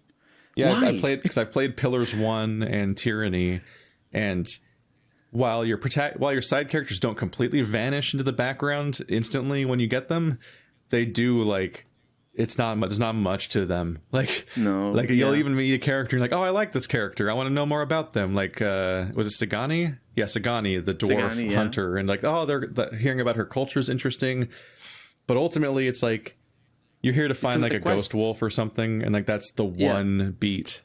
Like, she has like all of the companions in that game have like a Mass Effect 2 style loyalty mission that is like one 20-minute mission that comes up once over the course of like a fucking like 60-hour game, and you're like, that's it. And then they'll never talk again. They're basically side quests where the people that give you the side quest actually goes with you and fights with you. Yeah, and then they life pledged you for some reason, even though the stakes are so much higher than whatever the fuck they joined you for in the first place. Yeah, that's the other issue. Like, because you don't build that relationship necessarily, they need to justify it. And it's rough because at the beginning of the game, you have two companions that, of course, get killed immediately, because that's that format, just like in Dragon Age. Like, here's your temporary party members. Just kidding. I don't remember the name of the other guy. It's Kalishka and somebody else. Yeah, I liked her. It's she was great. Pillars of Eternity, Mass Effect, Dragon Age. Like, they just love to be like, and here's your temporary party. They're dead, because you always got to be like the guy that survived this thing. In Mass Effect, one of them's literally called L. Jenkins, as in Leroy Jenkins, and he charges forward and dies in the first cutscene. That's a choice in Mass Effect that happened. But I don't know who Leroy Jenkins is. I'm sorry. Oh, World of Warcraft. Yeah, there was a World of Warcraft meme that's one of the oldest and one of the most prolific early internet memes to some extent. Is this very popular YouTube video, or not even YouTube video, I guess, but just video that got around a lot, where the joke is that, you know, like, you gotta, like, every World of Warcraft boss fight or major encounter, like, everyone sits in a room and, like, the guild leader or raid leader or whatever, like, slowly explains, like, what to do and what everyone's going to do and what their responsibilities are, and we're all going to go with their plan, because, you know, it's difficult and full of teamwork and a lot of foreknowledge of what you have to know in advance to succeed. And, like, right in the middle of this guy explaining everything, the person you see is just they're sitting down on the ground AFK. So they're not listening to this entire thing because they weren't there. And he clearly just, like, sits down at his computer, and his character pops up, and he's like, all right, let's do this. Leroy Jenkins. And he just charges into the next room without any of the context. And he starts the encounter prematurely, and all that happens. God damn it, Leroy. Oof. And his final line is like, at least I got chicken. It's just a weird thing, but it's like it's pretty reasonably funny, and it's like a 30-second random thing, and it was that reminds me. It was everywhere. Earlier today, I was watching one of your videos where you were playing Sonic Boom with Andrew and Brian. I think I can't recognize the voice. Joe. And you were talking about Borderlands and talking about how it's basically, I don't know what it is, Mad but Max? You were talking about sorry? Oh no, go on. We were talking mad shit about Borderlands. Yeah, you were talking about how it's the jokes are all about this one series or this one thing, and I played Borderlands when it came out, but obviously being completely oblivious to everything, I didn't know the context. So all the references that apparently are all over the game went completely over my head. Well, it's there are a lot of references, but it's also just a lot of, like, lol random meme humor. Mm-hmm. And it's just kind of exhausting. It was written by Anthony Birch, and that actually piqued my interest because, like, I loved Hey Ash, What You Playing? But it's a big thing to be like, hey, you guy that made one web series for a few years with your sister, be the lead writer for an entire AAA RPG. And so he just had to, and then also, like, the context is like, be funny because it's a comedy action RPG looter shooter thing. So he's just, you know, just kind of writing a bunch of jokes essentially, and then also the main story's like story, and it's just a lot. It's just, it did not translate well for me, despite even being a fan of the comedy of the person who made it in the first place. Because it's just like silly nonsense. Shoot me in the head, shoot me in the head, shoot me in the head, and then you shoot him in the head, and he's like, you won, you shot him in the head. It's like, oh. See, it's like it's like that moment from Portal 2, but bad. For me, me playing the game is just like, oh, it's a thing that I've never seen before, and it's not good. Well, at least it doesn't sound good. When I see stuff, I'm like, oh, I get what he's doing. Because it's like, oh, you see a guy, and he's yelling, shoot me in the head, and the quest is called shoot me in the head, and the objective is shoot me in the head, so then you shoot him in the head, and then you win for shooting him in the head. Like, oh, it's the part from Portal 2. Because in Portal 2, there's the part where you fall into a trap, and Wheatley is like, this is the part where I kill you. And then the title is like, chapter whatever the fuck, the part where he kills you. And then it's like in the bottom right corner, achievement unlocked, the part where he kills you. And it's like, that was an execution of that joke that worked in the moment, doubled by the fact that it's so hyped up, and you instantly subvert it by just, you know, puzzles platforming away and escaping his trap. And then he's like, oh, that I remember that bit right at the beginning. You weren't supposed to just, like, survive that. I don't know what to do. Like, he's doing, like, his witty, like, Wheatley improv-y dialogue and so on. And then, like, and there's so many layers to it. Like, you can walk away and then come back, and then he's like, oh, you're back. Don't suppose I could just convince you to, like just jump off to your doom, or oh wow, he actually did it. Like, there's so many, like, weird branches to the dialogue there in a Stanley Parable sort of way. Like, it's earned so much more than Borderlands just being like, isn't it funny? Your rocket launcher shoots dogs out of it. Crazy. And it's like, I hate this game. And like they have a character like Handsome Jack that like is just the Reap of the Genetic Opera guy, like with the where he has the face stretched over his face. And like I've already seen that character in Reap of the Genetic Opera, so that was a little iffy to just put him in your game. But I'm like, okay, I see where they're going with this guy. He's kind of funny, he's kind of charming. Like, they can go places with this, but then he's just like, he never shuts up, and he's never that funny, and it's too obviously like internet meme silly wacky humor of like, oh yeah, this is my new diamond encrusted unicorn, I'm gonna call him Butt Stallion. He's called Butt Stallion for the rest of the game, and it's like this isn't working. I remember the Butt Stallion. This game's just not working. It's just not. So I can't. It's just. Is it supposed to be a reference to something? No, it's not. It's just constantly baiting to be like a meme every few minutes, basically. Like he's trying to. They're trying so hard. They're trying too hard, basically. It's like that kind of humor where he's like, okay, chill. Please chill. For me, it's so hard to be a funny video game, though. Oh, yeah. The problem with funny video games is that the pacing is everything in comedy. And when the pacing is the person you're telling the joke to, it's going to fall flat. It's just, unless you take control and have a cutscene or the dialogue. Yeah. Like there are games like Psychonauts and what that have genuinely made me laugh. But I hear and people keep asking for them because they think it's funny or they like it, and it's fine. You can like whatever you want, but like I hate playing fucking point and click adventure games where literally every observation and interaction is supposed to be a zinger joke, and it's like it's like exhausting. Not only is like it's basically never my sense of humor, but those games never shut up. It's so much, and I'm just like, oh god, I have to listen to 25 bad jokes to solve this one puzzle. I don't want to. This is why I play Wadget Eye games, because they're the serious point and click games, and they often have like a comic relief character, but they're not like trying to be a joke a minute, because those exhaust me. Yep. There's movies like that as well, where they need to underline every serious moment. There's going to be a movie of Borderlands. The best kind of humor is Hollywood humor. Ooh, they just at this point they just hire the same actors each time too. Aren't two of the Jumanji people in Borderlands? I think so. Yeah, I think it's Kevin Hart and Jack Black. Kevin Hart is like a bad sign for a movie. It's not a reassuring moment. It's kind of like what's it called? I mean, if he doesn't like Eddie Murphy. When you see Eddie Murphy, you're like, all right, this can go one of two ways. This is either going to be really funny or really fucking boring.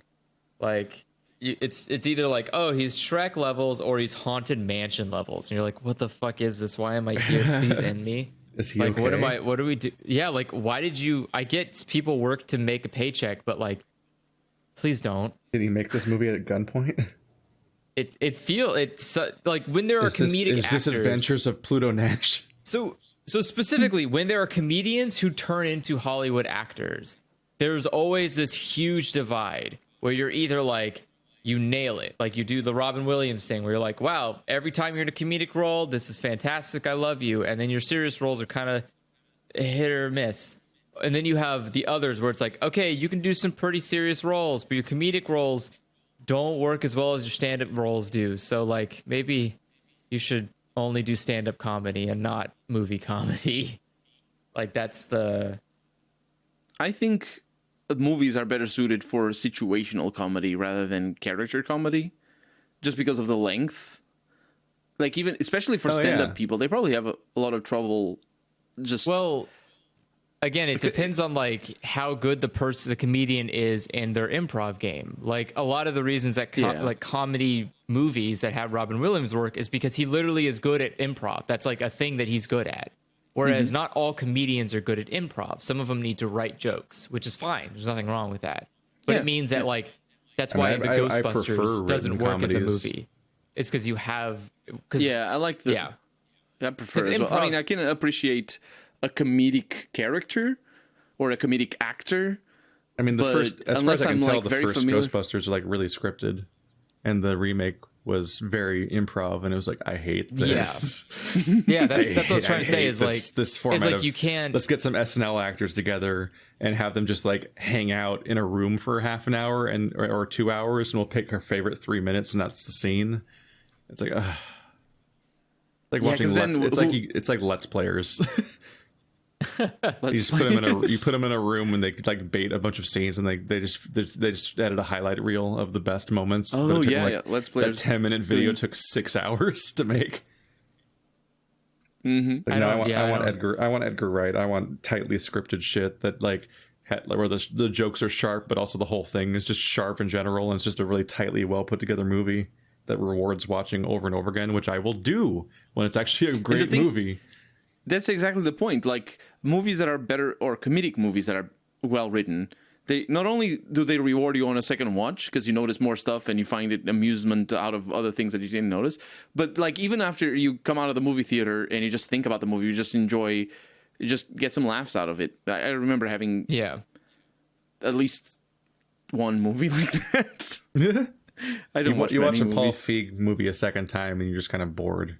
You watch a fucking Edgar Wright movie for the 6th time, you're like, oh fuck, he did that. I never noticed that before.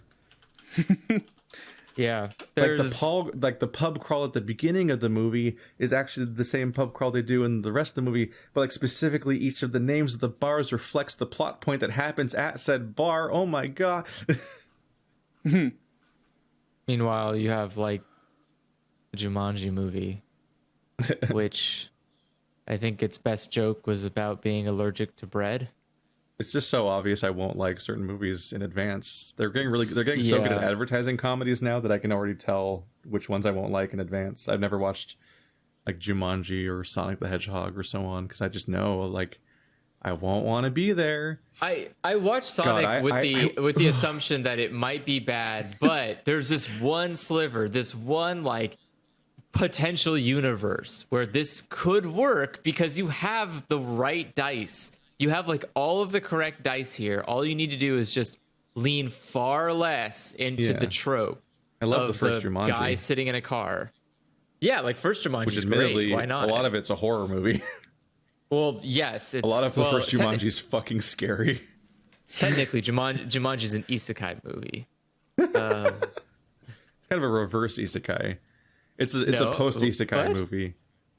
Well, how is it not? How is it not an isekai movie? It's Robin Williams literally gets transported to another world. Yeah, but I'm saying like it's a post isekai movie. Oh, kind of like how there's like post apocalypse and there's post apocalypse, like the part that's after the apocalypse. I get what you mean. Like Robin Williams isekai it takes place is after off camera, and then he comes back, and that's the movie. His isekai is leaking into the real world. I was gonna say it's kind of like almost a weird nega isekai because like the isekai world is leaking into the real world. Yeah. So it's technically the isekai. The other world is coming into the world. It's Devilman Crybaby. It's weird, but first Jumanji's a fun bag. There's a lot of like ridiculous shit in Jumanji, but I was hoping that Sonic would be more into that. I was hoping that they would lean a little bit more heavily into like the cartoonish angle and not the human, like not go the Transformers route where you're like, look at these really ridiculously stupid fucking robots. Wouldn't it just be funny if for an hour you watch them talk about stupid shit while they turn into cars? Sure. But instead it was like, what if you just watched people talking about stupid shit for hours and sometimes robots fought? And it's like, no, I don't want that. I don't want that at all. I'm fascinated by people's media literacy. Like there was viral pictures going around on Twitter that were like bystander like film production photos of the Sonic sequel being filmed. Yeah. So they had like they had like these stand-in models of of Sonic, Knuckles, and Tails, just being like they're just like standing around like paper mache creatures basically. And the number of people in the comments that just I could tell like there's a specific way they're written, or sometimes they're just really blatant about it. I could just tell they didn't understand that like in the movie the creatures are CG. And they don't use any real life thing, and the thing that you're seeing in the photo is not going to be in the movie. Like that's not. It's just a stand-in model. Like it's only there. What? Like it literally just exists so people can like look at the right height to be looking at where Sonic's eyes would be and stuff like that. So wait, it's not. So people it's not thought that was literally what they were going to look like in the movie. I can't. I don't have it open right now, so I can't like contextualize it. Did they not watch the first movie? I was shocked by how many people were clearly not understanding how movies were made, and it was really interesting seeing the layers there. Because yeah, the goal is just to not be a situation like poor Ewan McGregor having to duel General Grievous, and as they showed like the behind the scenes, he's just in a fucking empty green room looking at absolutely nothing. It's like, oh god, like how they whippity, the blade's like inches from his face, and he doesn't even flinch because he can't react to it because it's not real. It's being added afterwards. Yeah, that's definitely something that it seems that some actors are better than others at dealing with, is the lack of something to react with. Well, it's also the directors. Like somebody has to tell them what they're even reacting to sometimes. Like, oh yeah, the animator's going to do this, and it's like sometimes it's so clearly just a guy standing in an empty room, and then the animators go fucking whole hog into animating the fuck out of the screen, but it's like the guy's just kind of there. Like I hate when the prequels were bad at this, where they had but a lot of movies also do it that I know of, like the King Kong Peter Jackson movie. I hate it when you have actors like avoiding like some kind of threat, but it's a CG threat, and they gotta like dodge out of the way or dodge through something, and like the animators go so heavy that every fucking particle of the screen that isn't that character gets obliterated.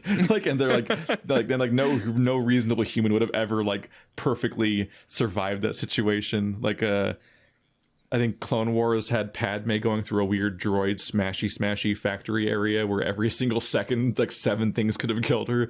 And in Peter Jackson's King Kong, there's like a part where there's a stampede, and there's a stampede of like dinosaurs or mammoths or something.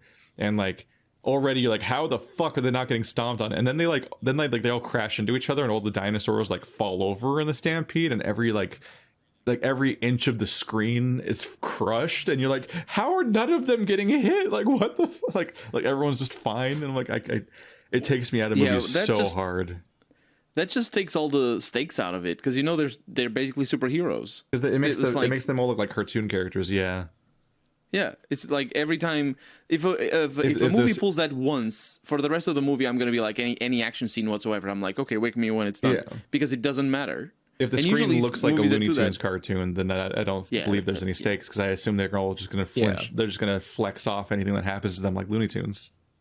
Well, that's my complaint about the Transformers movies. Is like they're just Transformers that. It's definitely that problem. It's just fucking noise. Like you could tell none of these people are reacting to like literally skyscraper-sized robots running around shooting missiles. Because I don't think people would be calm in that situation. Like, that's terrifying. It's also it's like why I don't care about the ending of most Marvel movies, especially and like the first ones, and especially the kind of pre-MCU ones were especially bad. Like the first Hulk movie, where like they fight in like a lake against a thunder god, or whatever the fuck was happening. Like that. Yeah, you remember remember it was just like I'm gonna build an Iron Man that's the size of a fucking building, and it's like what? He fights Super like, Iron. What? He fights Super Iron Man, and then like. Both Hulk movies, one he's like a CG Hulk fighting in a lake, I think, and the other one was CG Hulk fighting a red CG Hulk, and it's it's like Wonder Woman, the ending of Wonder Woman, the first movie, where it's like, oh, two CG people are gonna punch each other a bunch of times, and then suddenly one of the punches is gonna win for some reason, and it's like sometimes it's like 10 minutes long, and I'm like, just tell me when it's over. I already know who wins, so like the stakes aren't there, but also it's not interesting to watch because it's completely fake and not even especially creative in how fake it is. It's why I'm cool with fucking Guardians of the Galaxy winning by dancing, because like, what, you want to watch them fight? It's fucking boring. Don't waste my time. Just do it. Like, might as well do the dance, and then the friendship hand holding explosion. That sounds so sad, because there is good ways to have fight scenes. Like you can have interesting Guardians fights. Is actually full of good fights. But I don't find scenes. That's the thing though. I honestly don't find superhero movies to be like good battle series. You They're gotta be not inventive really and interesting fun to watch from like a combat phase. Like like the close quarters Captain America elevator scene is better than the endings of most Marvel movies as far as fight scenes go. Well, and that scene is just, you could still make that better. There's like better versions of that exist. It'd be better if he wasn't a superhero. Well, yeah, it'd be better if it was like, or you could just watch Old Boy, which is the hallway scene. bad. Yeah, like the hallway scene, the hallway elevator scene that they tried to like, desperately chase every season of Daredevil. Daredevil tried to have the hallway scene from Old Boy every season. It was kind of funny. Like there, some of them were okay, but it was really blatant. Not even the remake could recreate the hallway scene from Old Boy. I mean, or you could just look at like the 100-man fight in Ip Man. Like that's fantastic on how to fight a bunch of enemies at one time. And that was the whole plot of the first Avengers movie, was that like this horde of this army of enemies were coming in. But like at no point did it feel like they were fighting an army. It always just felt like, yeah, they're just punching some people sometimes and then they're just off doing something else. It's like, what? Did he, what? Why is this a threat to New York? I don't get it.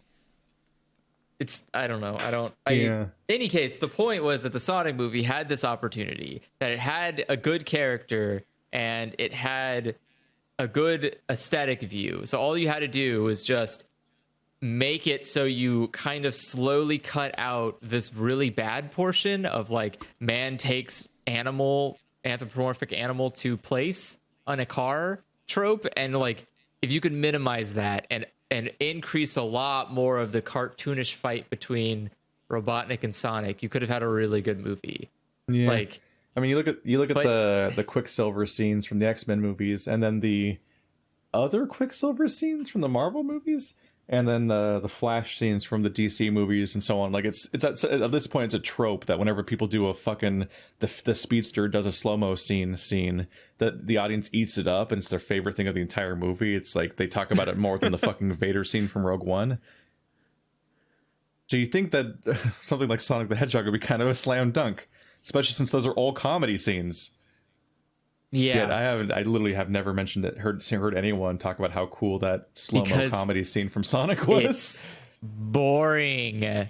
It's so boring. It's not interesting. There's no weight. There's no stake. It's just a fucking nothing sandwich. It's like, oh no, Sonic is like that's all I know about the Snyder Cut. Practically, is everyone's talking about the fucking hot dog scene from that the Flash does. I don't even know. No, but there's a scene where some kind of crisis is happening, and he uses speed to like save whoever. It's like a save the cat situation where it's like, I think it's near the beginning of the movie where there aren't really stakes yet, so it's just like a random incident happening, and I think he saves a lady, but also he like goes back to save the hot dog. It's like, oh no, can't waste the hot dogs, and I think either he eats the hot dog or he feeds it to a dog or something, or like he like there's a hot dog scene. He manipulates it in slow motion, basically. Yeah. Okay.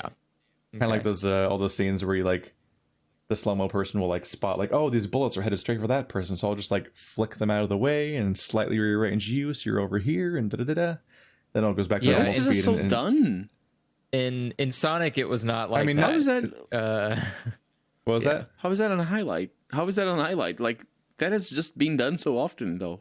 Yeah, I think they're just fun to look at because it's got that like the appeal that those like old Matrix camera tricks had, but also they're like playful scenes, so they're just kind of fun, and it's kind of like at their best, a lot of these movies are playful, so that's just kind of the energy that a lot of people are there for in the first place.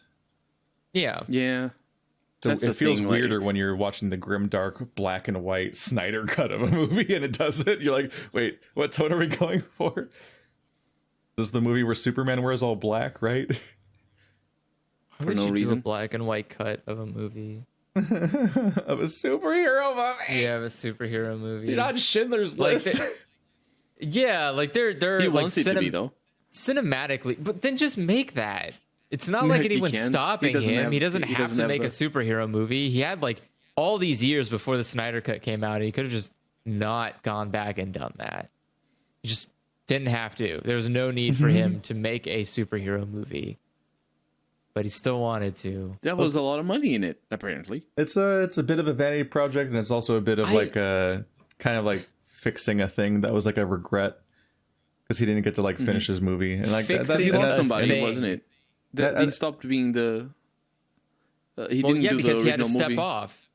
Yeah, Yeah, I I think his daughter died, Yeah, and so so I almost said maybe it's also Will related. Wheaton. so I mean, Joss Whedon came in and finished the movie up, and there's a lot of controversy about that stuff, and it's just like I get the idea of like working on a movie for like a lot of them, like at least like a lot of them are like take a year or two, and it's like it's a big project, so like it's just nice to know that somebody got to go back and finish their thing or do a version of it, because obviously he didn't really finish it, like because like that implies that it's that what we got is the thing that he would have made originally, which is definitely not the case, because like it's such a specific weird niche thing, and it's also like obviously a response to like years of criticism of said movie, so like it can only they can only fix certain things if he already saw the complaints about them the first time and specifically chose not to do them. So like anyone who thinks that this is his original vision are, I don't know, naive or dishonest, but like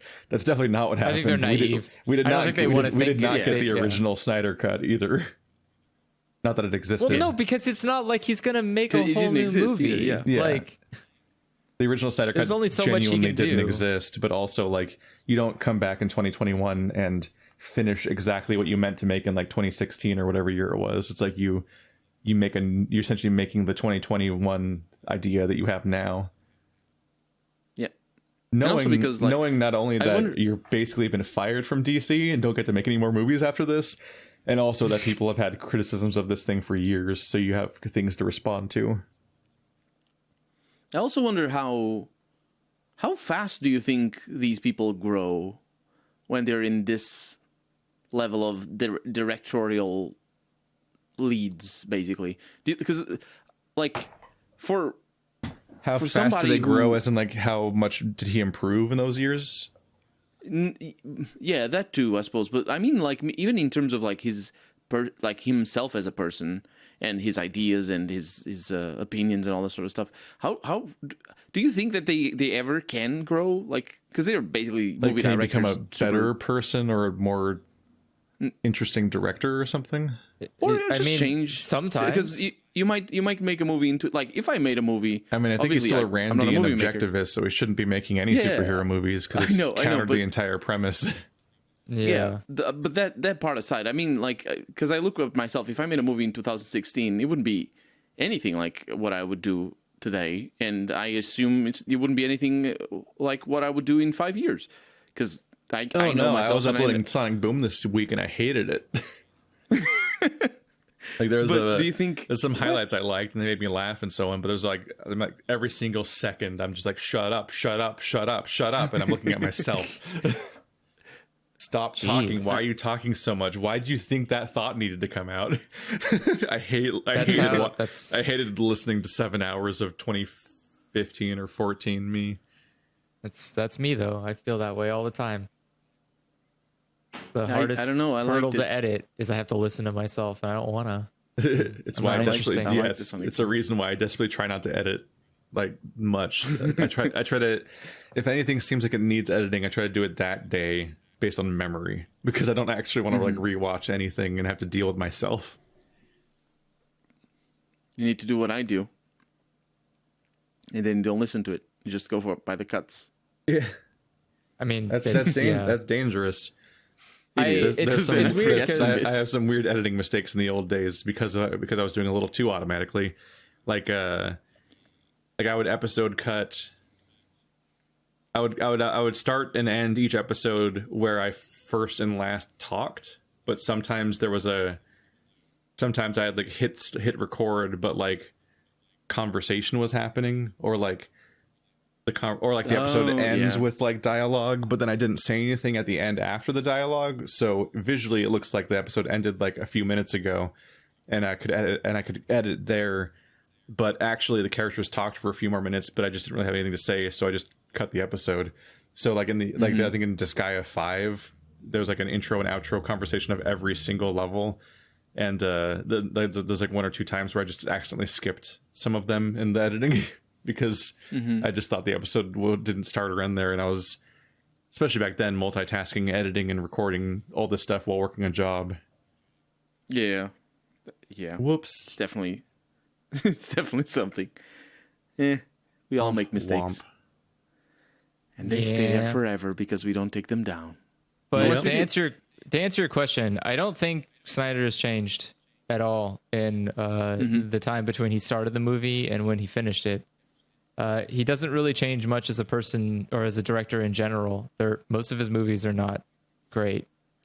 That's there's perspective changes that might happen when you lose a family member. Yeah, well, that's only what happens to like good artists. Not to that might affect artists. On some level how you process writing stories about heroes and so on, which itself is wish fulfillment. When you're when your traumas and wishes kind of change over the years. I don't know. Isn't it kind of sad to be like you're at the top of your career, you're a super important person in your field, and everybody knows about you, and then you don't grow. Wow. I mean, wow. I think it's a lot more difficult to grow for sure. I think you're inflating his value a lot more than it actually is. Like, I think he's a super well-known director. Yeah, right? but I wouldn't consider Zack Snyder like one of the greats. Like, I don't think anybody would be like, oh yes, this fun. I'm not saying that director.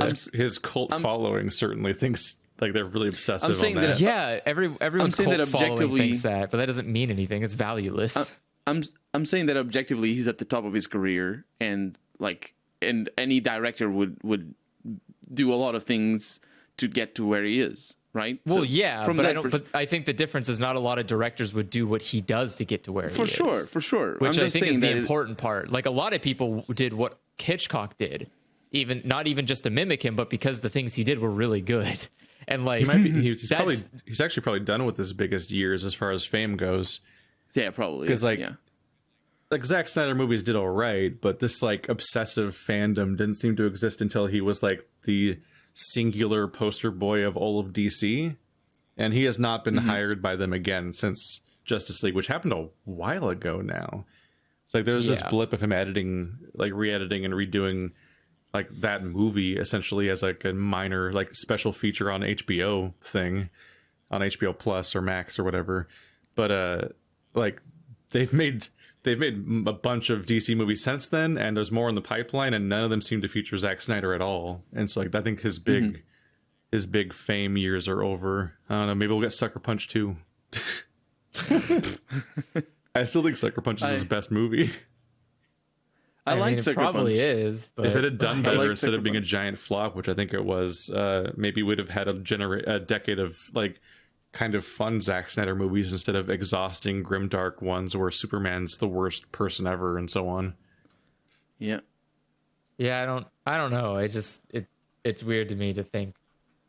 I don't know. It's weird to think that this was such a in demand. The internet. Culture around it helped a lot, I think. Yeah, I mean, obviously that's usually how it works, but it's funny to me when I think about I guess the majority of people don't care. It's such a moot point. It's just more it's more content to consume. They have no stake in it. Like I doubt my grandparents give a shit about Zack Snyder or even know who he is. But if something showed up on like their recommendations, they might watch it. Marketable. No, but I'm saying that. But I think the average person is just going to watch something if they're interested in it, and less about like the director that directed it. Yeah, directors. I mean, yeah, and so like necessarily when I think about it, if you talk about any kind of following or fandom, and then you compare it to the average person, it'll always work out that way.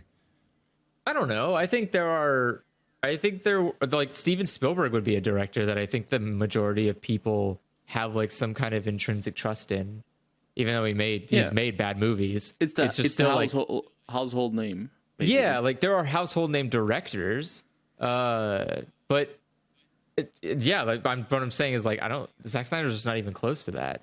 It's not even like a fraction of that close, and so I don't even know how I'm baffled the stars even aligned to give him this chance to remake a movie, but I'm more baffled that people thought that anybody could have thought it would be a good movie. Like it's such a weird disconnect to me to think to have like any positive feelings about. I think he was in a pretty high place after 300.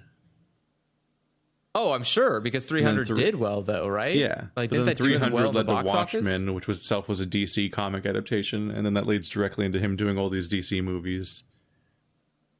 So we're still dealing with the consequences of 300 doing well, essentially. What a terrible course in history. It's hard for me to get over in movies like 300 and whatnot, just how like never for even a moment does it feel like you're watching real people in a real place. Like the movie is so deeply artificial looking that you can't even believe they're not just on like a soundstage. Like it just looks like they're like a YouTube video where everyone's green screened in, and they're all like there's such a heavy. It looks like they're like this doesn't look real. So we put 500 layers of artifice over the screen to hide how not real it looks. Like that's essentially what it feels like. Yeah.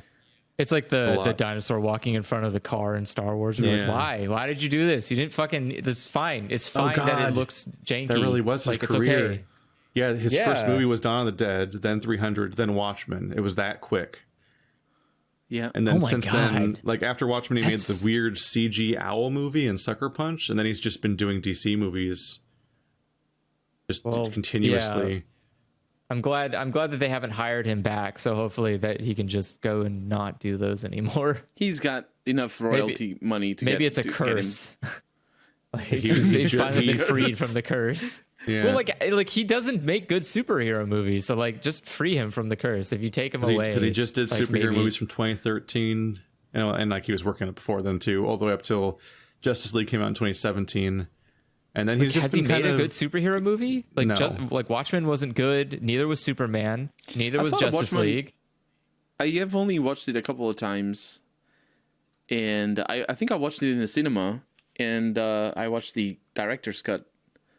For some reason, I mean, it's good in terms of like it's a good lesson to learn about. Oh, you can lose. Like someone like this is what happens when someone doesn't understand the metaphor of your story. Like, yeah, it's a great example of that. But he's got a movie called Army of the Dead coming out in like 2 weeks. I think maybe directly to Netflix, and that's the first Zack Snyder movie since 2017. Direct to Netflix. It has what's his face in it? John Baptiste. Dave something. Is that Dave Bautista, not John. Yeah, Dave Bautista. In today's day, it isn't the same thing anymore, is it? Direct to video sort of movies, or stuff going straight to Netflix. You mean like? Yeah. I mean, at this point, that's just, especially this year. But it was already going towards being like, these are just serious movies, and they're not just like the same thing as like a directed VHS Tremors sequel, although some of them are literally that. But like, yeah, there's more wiggle room now where it's like very like high budget, serious movies that, I don't mean like serious in tone necessary, but like serious in like scale and whether or not it's not just a shitty B movie or whatever. Pretty solid stuff comes out directly. Like I think we saw that when like everyone seemingly watched like Bird Box and Bright as they came out, and it's like, which aren't great movies. Bird Box is better. Bright is terrible, but like the scale and the hype that centers around some of these movies, and then the more that happens, the more they feel safe putting a lot of budget into it. At this point, like some of the best movies come out directly to streaming, and you just have to like kind of notice. And there's some good shit as a result. A lot of cool indie stuff that I've had a great time with, which was a lot of my list when we made our movie list at the beginning of this podcast series. But it was well timed, the fact that people were figuring that out for a while, because this last year, that's what filming and releasing of films was. Like in 2020, any movies being released were just mostly just being released directly to Netflix or HBO Max or whatever streaming service. Basically just out of like panic of just like we're gonna make some kind of money, right? Like maybe. And there was like a series of experimental like, can we get away with this releases? I haven't watched a movie, like a new movie on the cable service or whatever it is, in a while. I wonder how it is though, like, because it used to be that whenever the DVD went out, it would be all over the world, sort of, or released by region. TV edited. Ugh.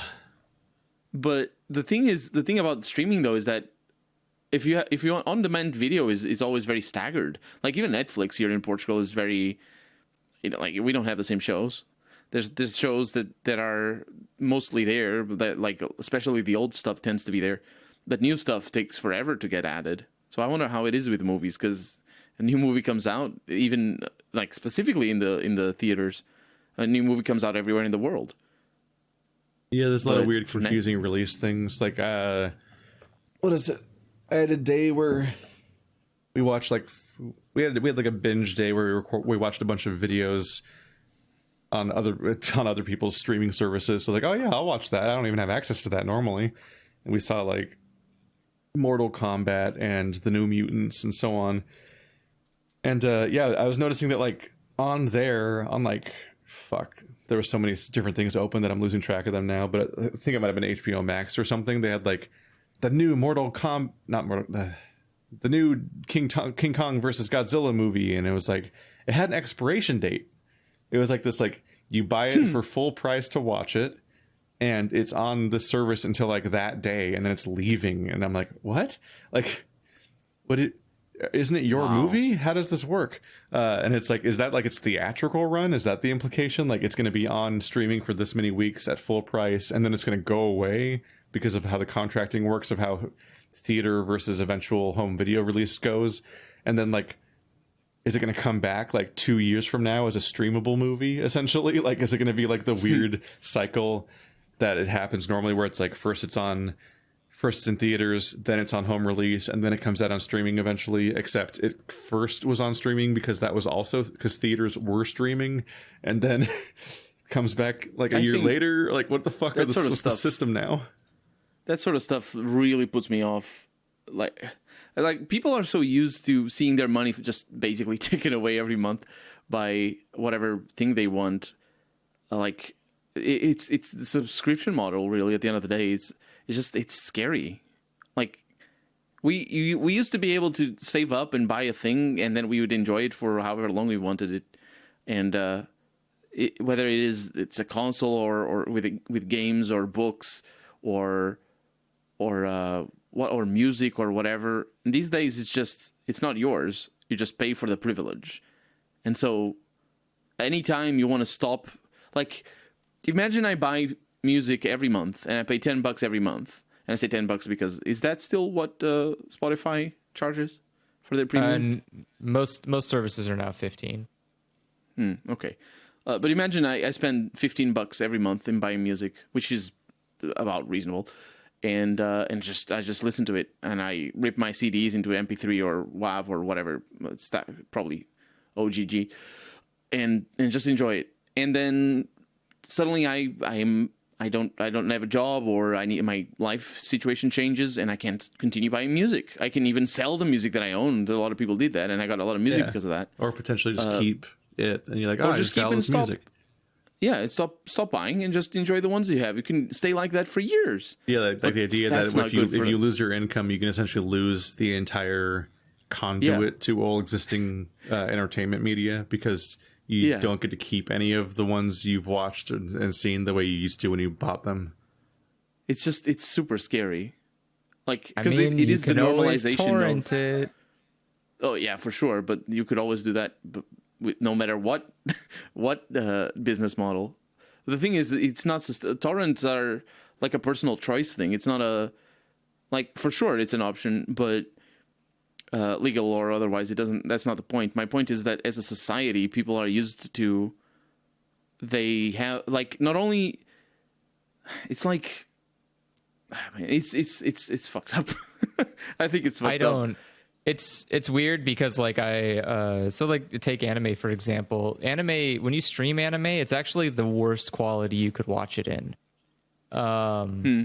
Like anime is made in a weird way that like you actually want to buy the DVDs because that's where they go back and actually fix all the problems. Because otherwise you just have so if you say you stream Attack on Titan season 1, that looks like garbage. It's really actual just like hot garbage. because it wasn't finished, it was rushed, and they just didn't have time to do a lot of fixes. Yeah, that happens a lot, unfortunately, because it's the published to TV deadline, basically. But yeah, so there's but if you watch the DVDs, they do dramatic changes, and they release these, they release the DVDs like months later. They come in like separate packs because they're supposed to be this horrible buying scheme to give as much profit as possible. So like 4 episodes are on one disc, and then 4 episodes are on another, and so on. It's you're not crazy, by the way, audience. There is a mysterious voice in the background. Yeah, sorry. There is. Sorry about that. But yeah, so it's that so that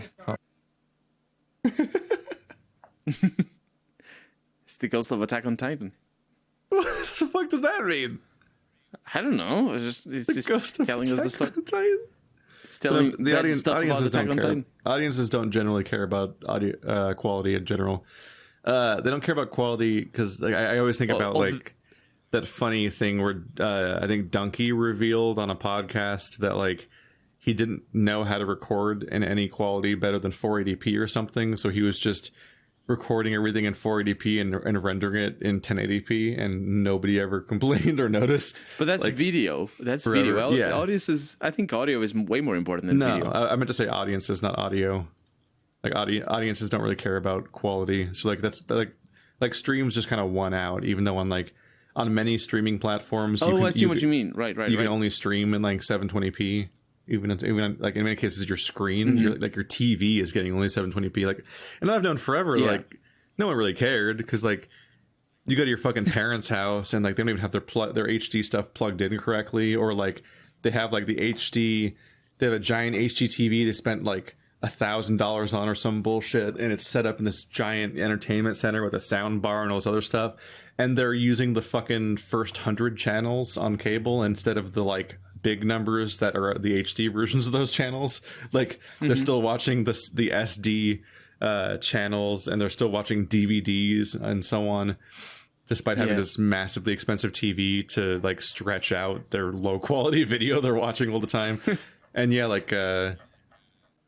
just uploaded 720p videos for a very long time because they're 1/4 of the video data of a 1080p video, and I needed to be able to render so many videos every day to keep up with like my schedule and so on until Vegas actually got updated to have GPU accelerated rendering so it'd go faster, and that's when I started doing 1080p 60 and so on, because I just literally could not render that much video and upload it with it, and also still have time to record and do other stuff with my computer in like the 24-hour cycle. Like that just didn't work. I'd have to have like a render farm or some bullshit.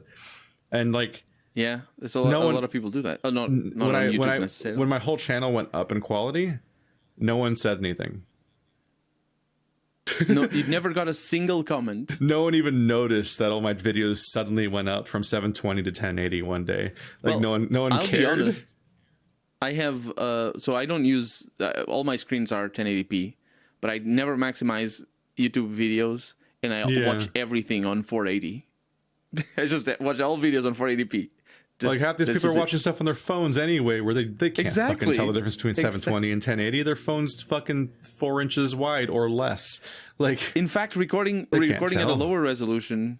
I mean, actually, if you played at a lower resolution, it could be better for people watching on their phone or on smaller screens because the text is bigger and the icons are bigger. But that's not usually that isn't a possibility because games just. I often like to scale up the text size or the UI size when I can. Oh, I do that as well. Yeah. It's one of the things I hate the most about playing classic PC games is that their interfaces will be fucking tiny. So tiny. And if you watch like anybody playing those games, they leave the interface tiny. And I'm like, no. Scale. You got to scale that shit up. That System Shock, that Thief, that other games, like you got to make those Morrowind. Got to make all those interfaces chunky again. They like, like a GameCube game and so on. Its interface is often a little much because they had to make it readable. It's much because of the TV. With how blurry and small the screen was back then. So like you can go a little, you can definitely go smaller than many console games were in the 480p era, but definitely not like you definitely do not just like launch into a PC game and then like your whole interface is a series of tiny bars and squares and like 10 pixels the fucking, high at the end. The like exclusively in like the like if you had a picture frame, they'd be in the frame part of the picture. Like they're all thoroughly away from where your eyes are ever looking and you can't see it ever. It's like no, that's got to be fixed. I hate it when I can't fix that. Morrowind in particular is the one that comes to mind of just tiny little icons. Like this is unusable. It's a surprise that we can. I mean, it's not a surprise, but it's a blessing that we have that we can still play those games. Yeah, 20 or 30 years ago. Well, I'd turn up the UI size in World of Warcraft because World of Warcraft always tries to like, oh, you've got a 1080p screen. It should be this resolution. I'm like, no, it shouldn't. Like it shouldn't. It wants to like, I don't want to fucking like get eye strain trying to read text in this game. It's like that's all the time. Yeah, I want to be able to see things. The point I was trying to make though is that like there should be an obvious understanding that streaming media is a quick ends to a means. But it's not supposed to be the actual best way to ingest media. It's just supposed to be like, it's just easier for me to get it this way. But if you're looking for quality, then you should always be buying the physical of something. And games, movies, music, that's never changed. Like you should always be buying the physical releases of something. If that's for games, I think for games has changed. I mean, but okay, so you could buy the digital version, but you need to buy it from a place that's either like a mega monopoly that will never die, or you're buying that even if it is you're buying that with the risk that you know that you never own it. You literally never get to own that video game. And again, some games cannot be played without being updated. Like there are physical games like No Man's Sky, which you literally cannot play in the disc form. Like, how do you just play that without internet? It's not possible. It's a shit game. But which is unfortunate because in many cases those are old games that don't exist anymore in that state, and so it'd be neat to have an archive. Like, oh, I could play OG No Man's Sky and see what that was like. Yeah, and like so that's the thing is like there's a weird it's a weird type of media ingestment, and we haven't like. We have not run into the issue of, oh no, what happens when it's gone? We have in some instances, like recently, Sony has actually that was a big kerfuffle last month when Sony announced that they would be closing the PSN thing. Yeah, then they canceled that. But Nintend's already done this multiple times now. I believe. Oh yeah, so. Nintendo was terrible. That's good. Oh yeah, no, I was only a few years. I was only a few years late to playing Wind Waker and Twilight Princess's HD versions, and both of them constantly hook into a fucking Miiverse that already doesn't exist. And like soon enough, will have been dead for longer than it was ever alive. But like they might be HD or whatever, but like immediately both of those remakes are more outdated than the things they were remakes of. Yeah, it's like, it's like the original games are just fucking. They're just encased in amber and will always play exactly like they did originally. But the remakes are now old and defunct already. It's weird, but it's funny to see. Wow. I just find it funny to see stuff like that with like media specifically, where there are a lot of features. Disney Plus is pretty good about this. Sometimes Netflix is too, about showing like behind the scenes content. But there's like a lot of stuff you also just don't get access to ever. That is just, it's content that exists that is for you, but you can't watch it because it's not being streamed on the service that you're watching it from. Like so like a good example is every Disney movie has a behind the scenes thing. Like for the animation, shows you like, oh, this is what we did. This is the concept art, blah, blah, blah. But like, you have to hope that the streaming service shows that stuff, because otherwise, I think you'll never see that. Like, that's just content you'll never see. I think from a preservation, like I say this, and while I majored in archaeology, I'm not a particularly I'm not particularly preoccupied with preservation as a principle. Rather, as a concept, is very important. Obviously, we need to preserve things that we have and that are important to us as a society. But as a when it comes to a movie, like whatever movie it is from Disney or whatever, using your example, I think it's very important to preserve it because it's so important to so many people and obviously was influential for art. And 100 years or 200 years or 1,000 years in the future, having access to that sort of information is going to allow people to have a better understanding of where we come from as a society and where the medium comes from and all that sort of stuff.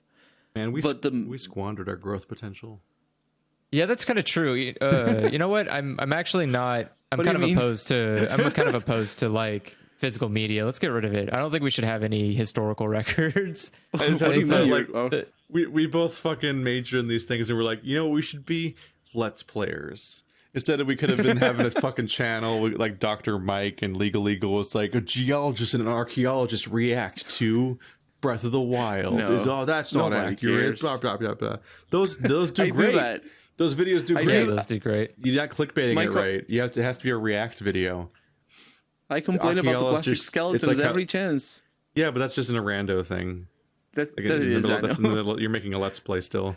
So it's like fucking Corridor Digital and like the Rocket Jump people or whatever amalgamation is in that thing. Or they're like, animators react to the new Godzilla movie and so on. Like those do great.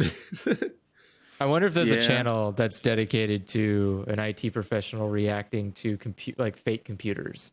Oh, there absolutely. It's that channel. Or there's like Real Hacker reacts to, or like real inmate and real computers? Guard react to Orange is the New Black and so on. Like I'm talking about the computer systems in Mr. Robot. Yeah, not like that though, because like Mr. Robot's a bad example. It's trying to be realistic. Yes. I'm talking about like fake computers. Like when an Xbox prints a text document. In or true crime drama that was. Yeah, or like because again, that's real. That's like pretending to be real. Or like CSI really is supposed to take place in. Well, yeah, but it's supposed to take place in reality. But I'm talking about stuff that doesn't, like fantasy or sci-fi, you mean like those kind of bullshit. computers.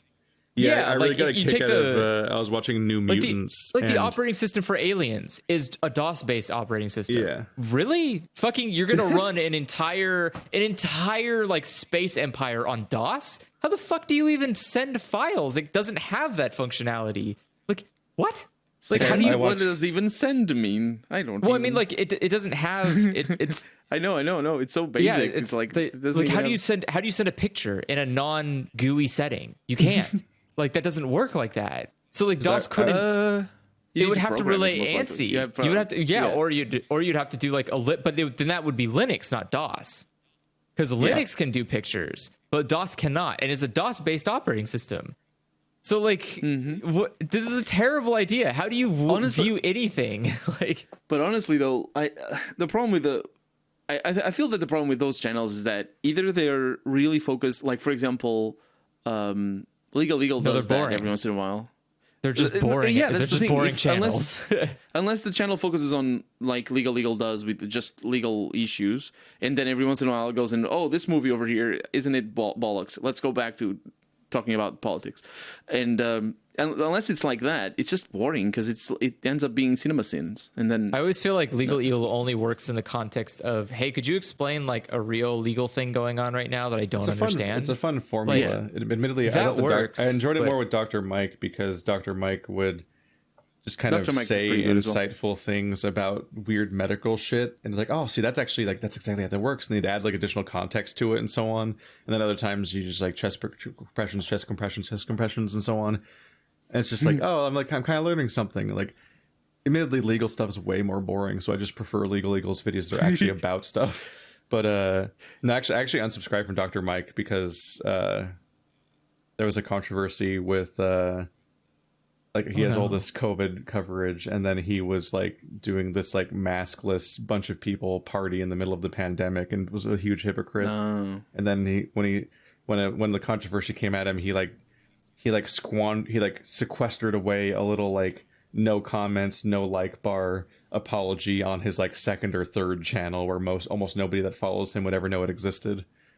and I only found out about it like months later from a third party because he'd hidden it from his main audience so hard. But I'm like, I don't like watching your videos anymore, really. If you're gonna keep talking about like what to do during COVID when you're like blatantly not doing any of the right things yourself, and it's like, come on, man, you're supposed to be better than that. But on the stupid computers topic, I watched New Mutants recently, and like I was so taken aback because it's like a 2021 movie. Admittedly, that one got delayed a lot, so I think it might have been made years ago at this point. But I actually liked it a decent amount. It was a fun movie. Better than probably most of the recent X-Men movies, which isn't that much of a bar, I guess, because they've been really bad lately.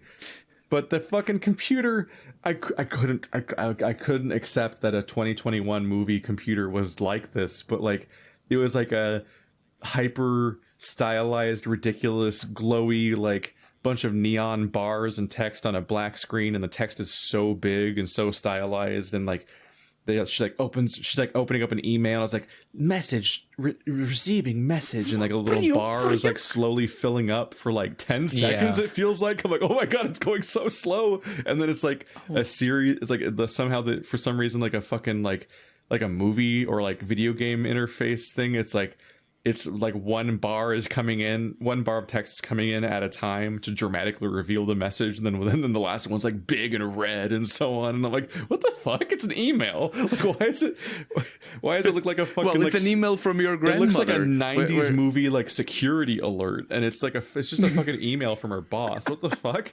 Like, why is the email of dramatic timing? Like, what is this? It's like those chain emails with a GIF. I hate that stuff. It's like. I hate it so much. It was really distracting. Or a PowerPoint thing. Like it takes literally 0 seconds to record a screen.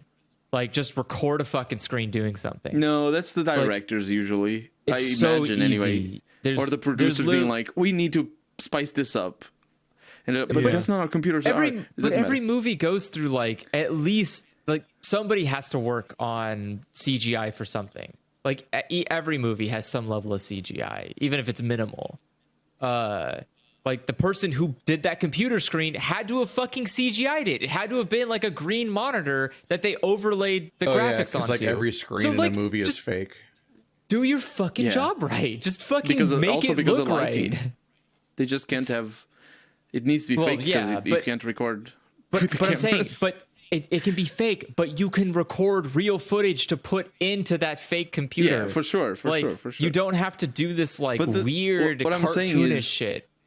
What I'm saying is, they do it on purpose. It's not like I'm sure they do. It's cheap, it's easy, and it's infuriating. But like, if anything, they might be taking the piss of people watching and be like, look at those nerds complaining that this isn't Windows or something. But it's just it showed to me this moment I see that it's like, your respect is gone. I don't care how good your movie is. I just don't respect you. You don't have the care to put into your world that this computer system isn't something made from like the fucking Dark Ages. All right, sure. Think of a movie like Her. Did you guys watch Her? Where there's this operating system that is basically an AI, and it's got like all this beautiful interface, minimalistic and all that. It's basically an operating system, but the graphics look pretty neat. Now imagine if that were what you saw in that movie. All I know about Her is that everyone has a shell phone and it's never addressed. Oh wait, that's not. I think that's just a stylistic. I think that's It Follows. Never mind. It Follows. I don't remember. There's some movie where everybody has a shell phone, like it's a shell. Oh yeah, and everyone has that, and it's never addressed. It's just a weird fact of that reality. SpongeBob SquarePants. No, I think it might be either It Follows or Her. I'm not sure. I've only seen It Follows. No, it's not Her. It Follows. It's not Her. They might have like special kinds of phones because it's in the future. I don't remember what type. It's but really when you said funny shell because phone, it's a horror movie where like an STD monster chases you that seems to be entirely normal modern day with no changes, but everybody has a shell phone for some reason. It's so weird, and it's never addressed. It's not important. It's such a weird like fucking with you thing. It's weirder if I tell you that that's a common phone in like everywhere but the US. Like surprise, everyone's been using shell phones all the time. We're not talking about like clamshell phones. We're talking about a literal seashell. Yeah. No. Right? Wait, Yeah. what? Yes. That's why I'm saying Yeah. shell phones. I thought I it's thought you were not- talking about the flip phones. No. I mean, like, No, you flip Wait, they have phones, like actual fucking shells, like they pull out. They're like living a pun. Like they just pull out like a hermit crab Everyone just shell and pu- just hold it to yeah. their ear. Everyone just pulls out a shell, like a nice little, like one of those like nice even shell station style, like clean shell shapes, and it almost looks like it'd be like somebody's like makeup kit in a mirror. But no, it's that's their cell weird. phone. Makes sense. They all have That's- one. yeah, that's and really- it's I never don't know about addressed by that. the film, and you're like, what? It's like a I thing don't that's like just that. it's like the movie's checking if you're paying attention or almost. No, I found by the way, I found it kind of interesting, and I don't know, I'm not like an expert on this kind of thing, and I don't have much perspective, but like seems like something to give kudos for is that not X-Men, The New Mutants is like about mental illness, and it's about an asylum, like in that kind of place, but it doesn't do either of the go-to things where it doesn't demonize mental illness and make it like this evil villain monster thing the way that the Joker does, for example, and it also doesn't fetishize it the way a lot of other media does, and it also doesn't fall into the trap of like making the concept of a mental institute like a horror location that's out to get you, and it's like and like that usual thing where like someone gets trapped in a horror asylum. Like they kind of sidestepped all the really obvious exhausting tropes, and instead they tricked you. Because what the movie's really about is that all these kids have some kind of past trauma, and specifically the newest addition to this location, her ability is that she makes people's deepest fears manifest in reality. And so what happens is like there are a bunch of people that are like it's like Breakfast Club a little bit, where these characters are these young people, these young adults and or teenagers are stuck with each other in a place, and they just kind of have to interact with each other, and they don't get along that much, but then they go through shit together, and that kind of builds a bond between them. But in this case, it's their literal deepest fears manifesting in reality. And that's the premise of the movie. I'm like, oh, that's fun. That's an interesting idea. That's better than I thought it was going to be, because I was like, I feel like for a year now I've seen New Mutants floating around, and I'm like, that looks like trash. I don't think I've seen anything about them or about it. But I will say, motherfucking Arya Stark from Game of Thrones turns into a wolf in that movie. That's her power. And her fucking... That's pretty good. The wolf she turns into is like gray, but every time the CG fur comes out of her neck and shit when she's transforming, it's black. I'm like, incorrect. Bothers me. Wow. Why is her like morphing thing? Why is it a different color than the wolf she turns into? Maybe it's some excuse about how wolves have multiple coats or whatever, and like those are all technically different colors or something. So maybe it makes sense, but intuitively it doesn't make sense, and it bothered me. Gray foxes do have that sort of undercoat that is black. So every time she transforms, I'm like, that's the wrong color. They went to zoologists and asked, how should my werewolf behave? I'm pretty sure they just didn't know. There's somebody else who worked on the animation side who didn't know that it was supposed to be gray, and they just messed up. And or maybe you clashed ain't with... gonna pay to fix that. That's too expensive. If it's like props or makeup instead of CGI, I mean, they can always change it in post. It's kind of, I mean, you never know. Sometimes props just don't work with the cameras. Yeah, really but I'm weird. saying, like, I feel like if you make a mistake for a show, it's a lot harder to find the money to fix it than it would be in like a movie. It's for a show. Yeah. It was a lot better than Mortal Kombat. Mortal Kombat was not great. Well, no. Why would it be? It wasn't even that fun. Yes. It's really why would it be? It's a fucking fighting movie. Yeah, but it's not like a martial arts movie, so it like doesn't actually have good fights. The previous fights. ones It's are like just famously fun to people. They had fun with it, but the new one is just so. They tried to be serious about it. Oh, I think a lot of that is like nostalgia. I mean, all of them were like a cheesy version of taking themselves mostly seriously, but obviously kind of aware that they're a Mortal Kombat movie. And this one's also like people literally like will fatality someone and be like, flawless victory and stuff like they literally say the lines from the game sometimes. Like they're being cheeky about that. but also like, no, it's just they made, I think they made up a new character to be the protagonist, or he's someone I've never heard of, and he's just a fucking wet piece of wood. Like, he's just nothing. He's so fucking boring. Wow. And the whole thing has this like, it feels like when you take a fantasy novel that's like 800 pages long and you adapt into a 90-minute movie, and everyone's like, so like so much of the movie is like, it's like Aragon, or that one Mars, John Carter of Mars movie, where it's like the whole movie's exposition, and it's like fast exposition, and it's so it's like major story beats are just happening so quickly because every single scene just has to get shit done. Like, somebody changes teams every other scene practically, and it's like, and there's like no, it's so abrupt. Like, it's just like one conversation and like, oh yeah, no, I will work for you, just like that. And most fucking damning is the fact that like it's all building up to this conflict between the good guys and the bad guys, basically. But like the bad guys infiltrate the good guys' hideout and like attack them, and you're having your lowest moment in the story where, oh no, our most promising person is dead, the most likely person to win the Mortal Kombat for the good guys, and we've lost our place, and oh, what a bad place to be in, oh no. And then it's like they're like teleported into a void, have like a 30-second conversation, then immediately teleport to all of the bad guys that are now all over the world for some reason in separate locations, and they just all defeat them. Like, there's such a whiplash between the lowest point and the victory that it's just immediate. You're like, wait, what? How do you mess up a tournament arc? They practically one-upped. They practically just respawned and fought them again, and then they won, and they won the second time with almost no change. And then like, it's a whole movie about people like, because if you have the Mortal Kombat like brand that makes you the chosen one to be forced into the tournament, you have to, it's like this big like training arc to try to like unlock your secret power that'll help you win the tournament. And like, so everyone's training for that, but then motherfucking Sonya gets her brand in like the final part of the entire movie and instantly uses her power, and I'm like, what the fuck? How do you the whole movie's about how hard it is to like unlock your ability, and you just instantly, the moment you have it, you just got it. Like, what is this bullshit? And it's also not a tournament arc because it's a pre-tournament arc, because they're sequel baiting for the tournament in the sequel. What? It's the movie. What do you mean it's not a...